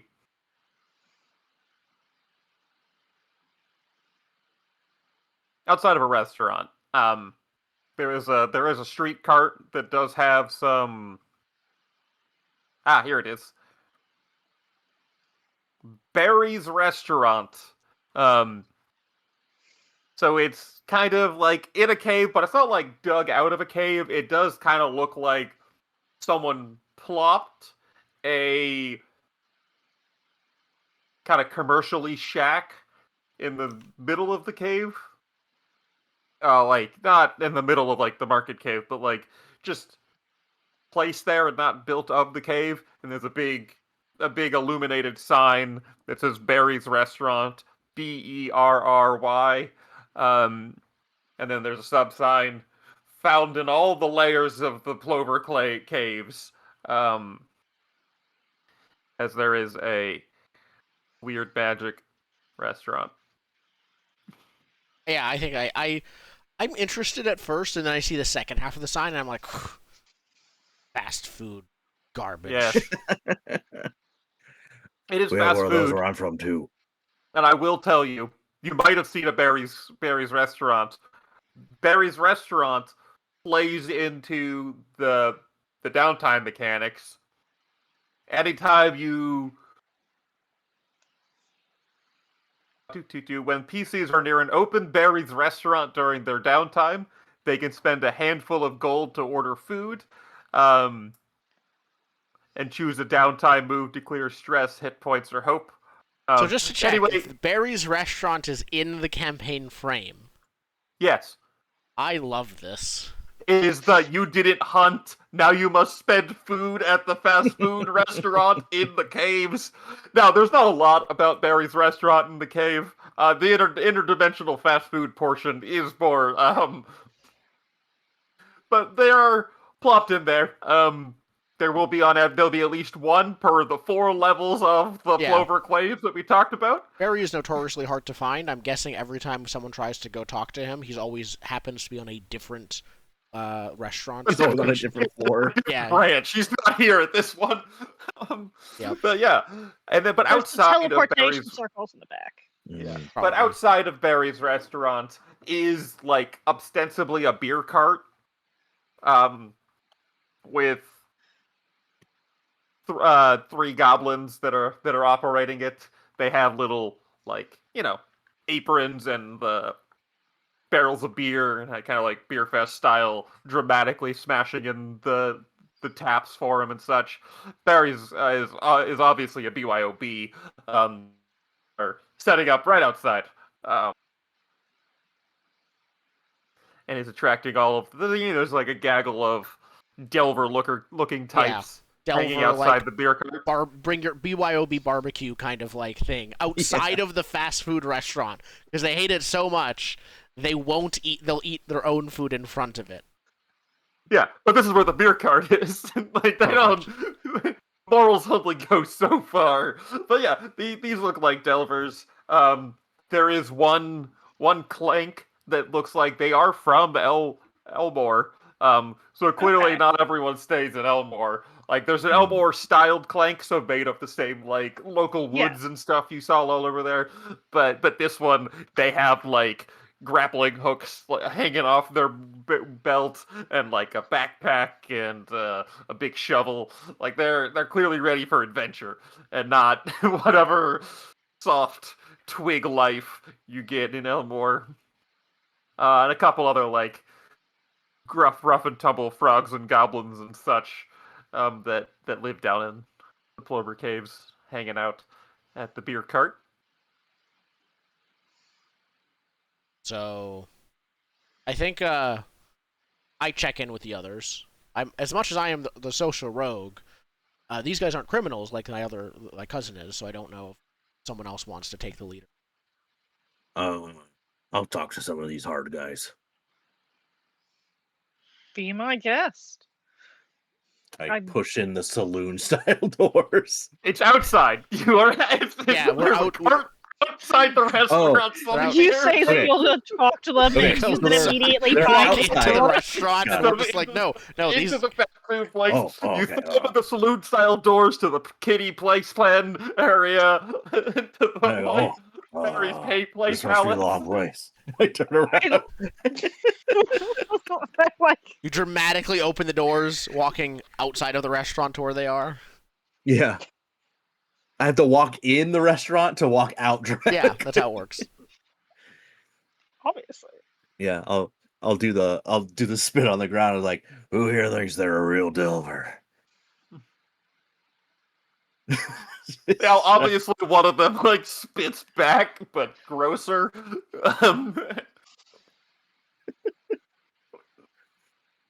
Prove it. I find like there's like a barrel that's like a table, and I put my arm down for arm wrestling. Attempt to arm wrestle Amazing. diplomacy. All right, Yes. let's make a move.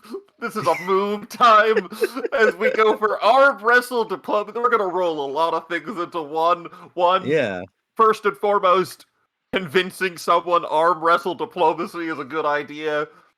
2, what's your goal of this action? You want them to think you're cool and talk to you about the caves? Like, Yeah, this is more of a means of like, hey man, I'm cool. let's arm wrestle to show you how strong I am, and then we can talk about the caves together. so this is a bonding experience. Yeah, underneath Yes. all the bravado, it's. Do you want to be friends? Yeah. Like I'd love to many macho things, it's slightly homoerotic. Okay. There's going to be a lot of grunting and A lot sweating. of grunting, Really sweating, bulging muscles, and I believe Yeah. you already Yeah. used the term "how hard you are." Yeah, you already started Conveniently, there. there's a volleyball net, and we're all shirtless. Roll your dice. You need a 12. Am I rolling strength or presence? You tell me. I think I'm more trying to I'm not trying to win arm wrestling. I'm trying to get them to talk. So I think this is more of a presence thing. Roll. Ooh, 18 hope. Ooh, Nice. cool. I rolled a 5 on my fear and a 12 on my hope. Cool. Yeah. So yeah, I guess the frogman, you were arm wrestling. He's arm wrestling me with his tongue. Such normal armor. He was using his regular arm, but he was holding his pike with his tongue because he was putting his good arm out Right. for the wrestle. He had to figure out where the tongue was in this whole endeavor. But yeah, no. After like a couple rounds and a couple more like beefy adventurer bravado talk about how many things you've killed in the caves, because you can identify with that culturally about killing things in caves.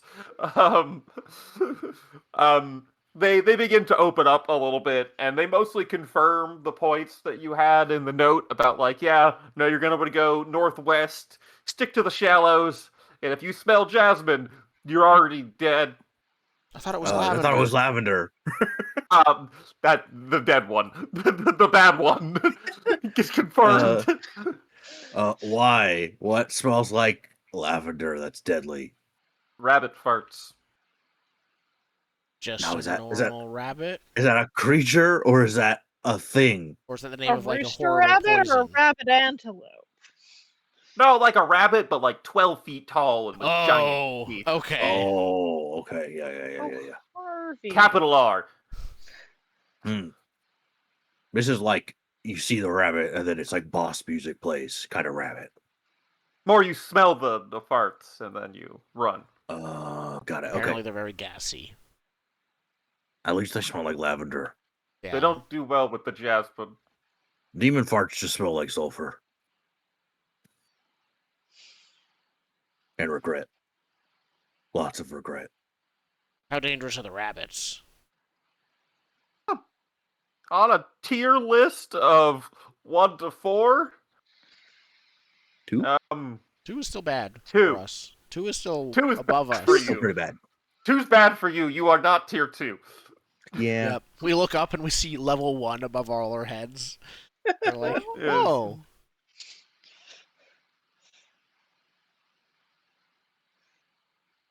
Okay, we'll run if we smell the farts. I really want. Yes. If it Also, smells like on the list lavender, of- imagine what its intestinal taste like. It's fine. Imagine what people eat that. tastes like. People They do. eat intestine. It's normal. They do. I insist. It's normal. It's not normal, but they do eat it. Now, you're not wrong. I just personally don't appreciate it in real life. I wish they wouldn't. Same, but also I'm a mushroom person. Eating flesh is like you guys eating vegetables. I'm sorry. Mushrooms. As Eating a mushrooms. fellow human, me also eating mushrooms or vegetables. But yeah, no. Any other fun cave things you want to ask these guys? I do have some more cave facts I can dole out, but like, what do you got for me? You talk about the ghost scorpions. Was there Yeah. anything else you wanted to talk to the adventurers about? How do we find Any flora we should know about? the lure? I guess. 'Cause Yeah. They only have rumors for you about the lure. It says on and off. Is that we heard? We confirm Yeah. with them like, okay, it's on and off. How do you feel it? Or is it just like you know when you know kind of thing? Yeah, it's more of a you know and you know kind of thing for that. We're gonna do 2 truths and a lie about the lure that you get from them. Yes. Lie just meaning trying to- like they're not actively lying to us. More lie is that if Yeah. they think it's true, it's untrue. Okay, because I can discern lies, Yeah. but this isn't that. Yeah, no, they are not actively lying, but I'm gonna give you 3 facts and one of them's wrong. The lure is on the lowest level of the Hadral layer. Okay, that seems pretty Obviously, accurate. the bottom of there's That 4 sounds layers, and likely. it's at the bottom of the last one. Seems fair for this kind of adventure. The lure is mobile. It is attached to some great monster, and that is why it is so effective. because they want it. And there's Okay. a defender who like is at the top of the food chain, but bottom of the like top to bottom in the Yeah. geographically. Uh-huh. That is the blender at the bottom. That is where all the monsters inevitably end up. Okay. Is that And then there's a third one? the strongest monster is the one who like controls and walks around with the lure. Uh-huh. And then the third one, the lure is an orb of concentrated magic created by an ancient forest mage.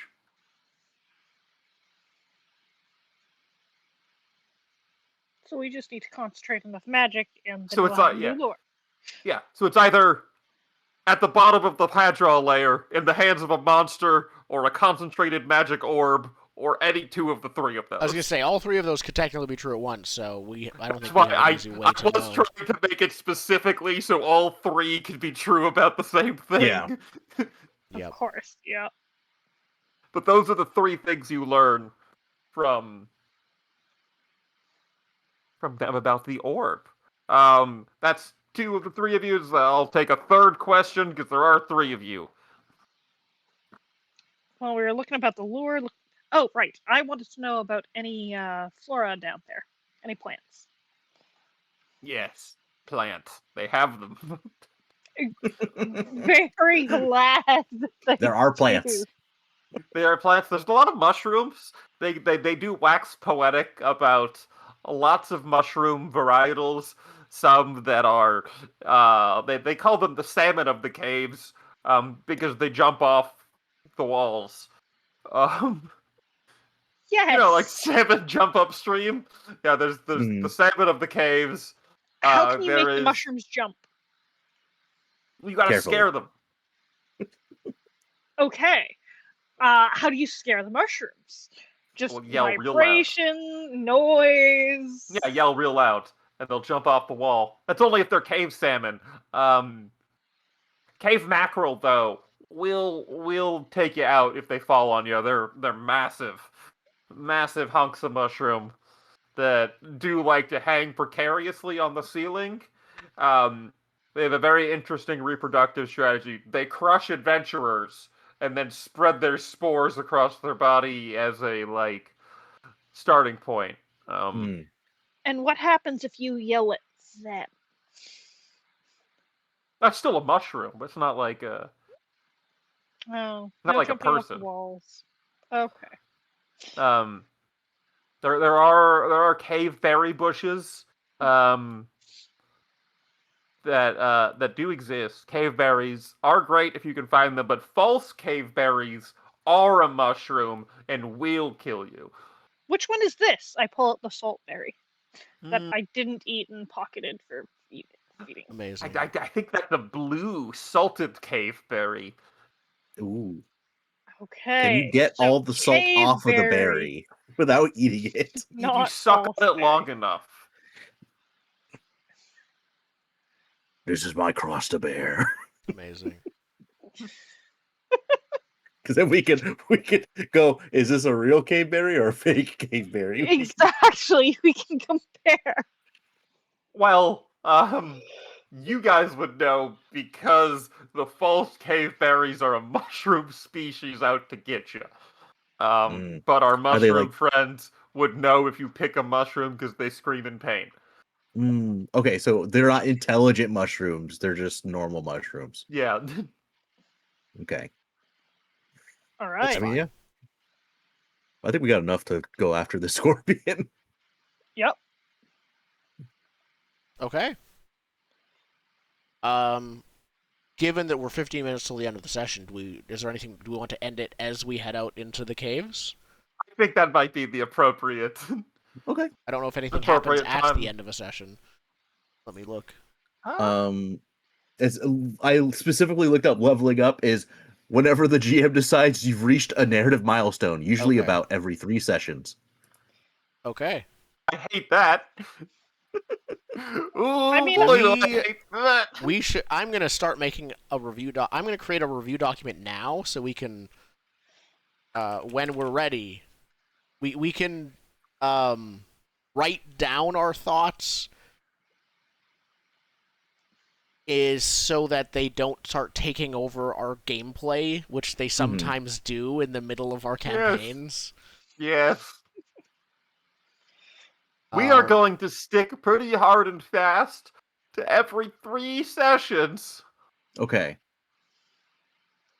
So probably not Copy. next session, but for sure the session after. Daggerheart Yes. review. Okay. Share it with the same people.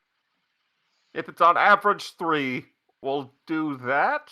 Unless say- that feels too fast. I don't Fine. think it'll be Usually too about fast. every I don't mean right now if it feels too fast. I mean if we get to a point to level up and it feels like we haven't done enough, we will discuss it then. That's fair. But like, does this... I'm always happy with leveling up quickly because it allows us to figure out the game's progression system. Yeah. Yeah. Basically, you're gonna level up when you return the scorpion venom. That's Is right. really the clear milestone to level up. And then the next quest thing that should take about 3 sessions will be the next clear milestone to level Yeah. up. That makes Yeah. sense. Okay. And then I think we're done? There's no I end. believe I'm so so. used to There end is of no end of session session? stuff. And I like end of Yeah. session stuff. But yeah. Okay. So we head into the shallows for real. Yeah. And see what happens next time. Cool. Okay. Thank you everyone for watching. We will be back next week. I believe so, but as long as we're still here, does anyone have any first session questions that we had after playing a little bit so I could get better answers before next time? That was the thing I wanted That's to fair. ask. Good idea. I kind of really want to intentionally fight a rabbit, even though it's really hard, both to see what the hard fights look like, but also because it sounds delicious to eat. So I want to. Hard I want to fight. roast it. Hard fight. Heard. I'm really excited to see what will happen with the cooking mini game. So that's exciting, Hard which fight, means which we means need long to be rest. hurt enough. Yeah. Yeah. To Forget a warrant long a rest, long short rest. rest. Yeah. Perfect. I don't really have anything. I didn't use Hey. everything from my class. Yeah, we only did the one like combat encounter and a Yeah, couple and I'm like not good at fighting. non-combat encounters. I'm very I have much. I have the cool thing where my axe can go fly and hit someone within close range. So it's like I got some range on that. And I gained a hope when you made my thing a crit, right?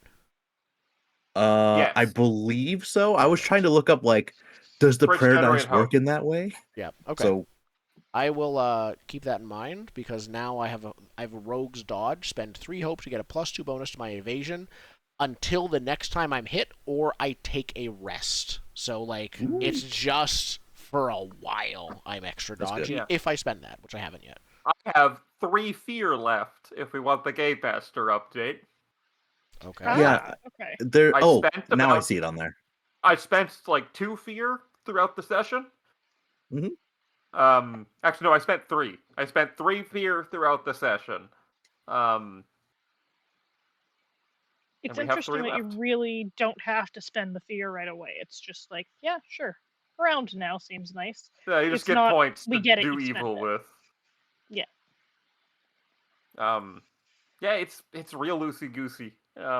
It's well, I'm curious to see if we will how our view of this game will change over time, but right now I am wanting more directional friction. It's such an open-ended game, and I don't think this is a GMing problem, and I think this is like a thing with the game rules.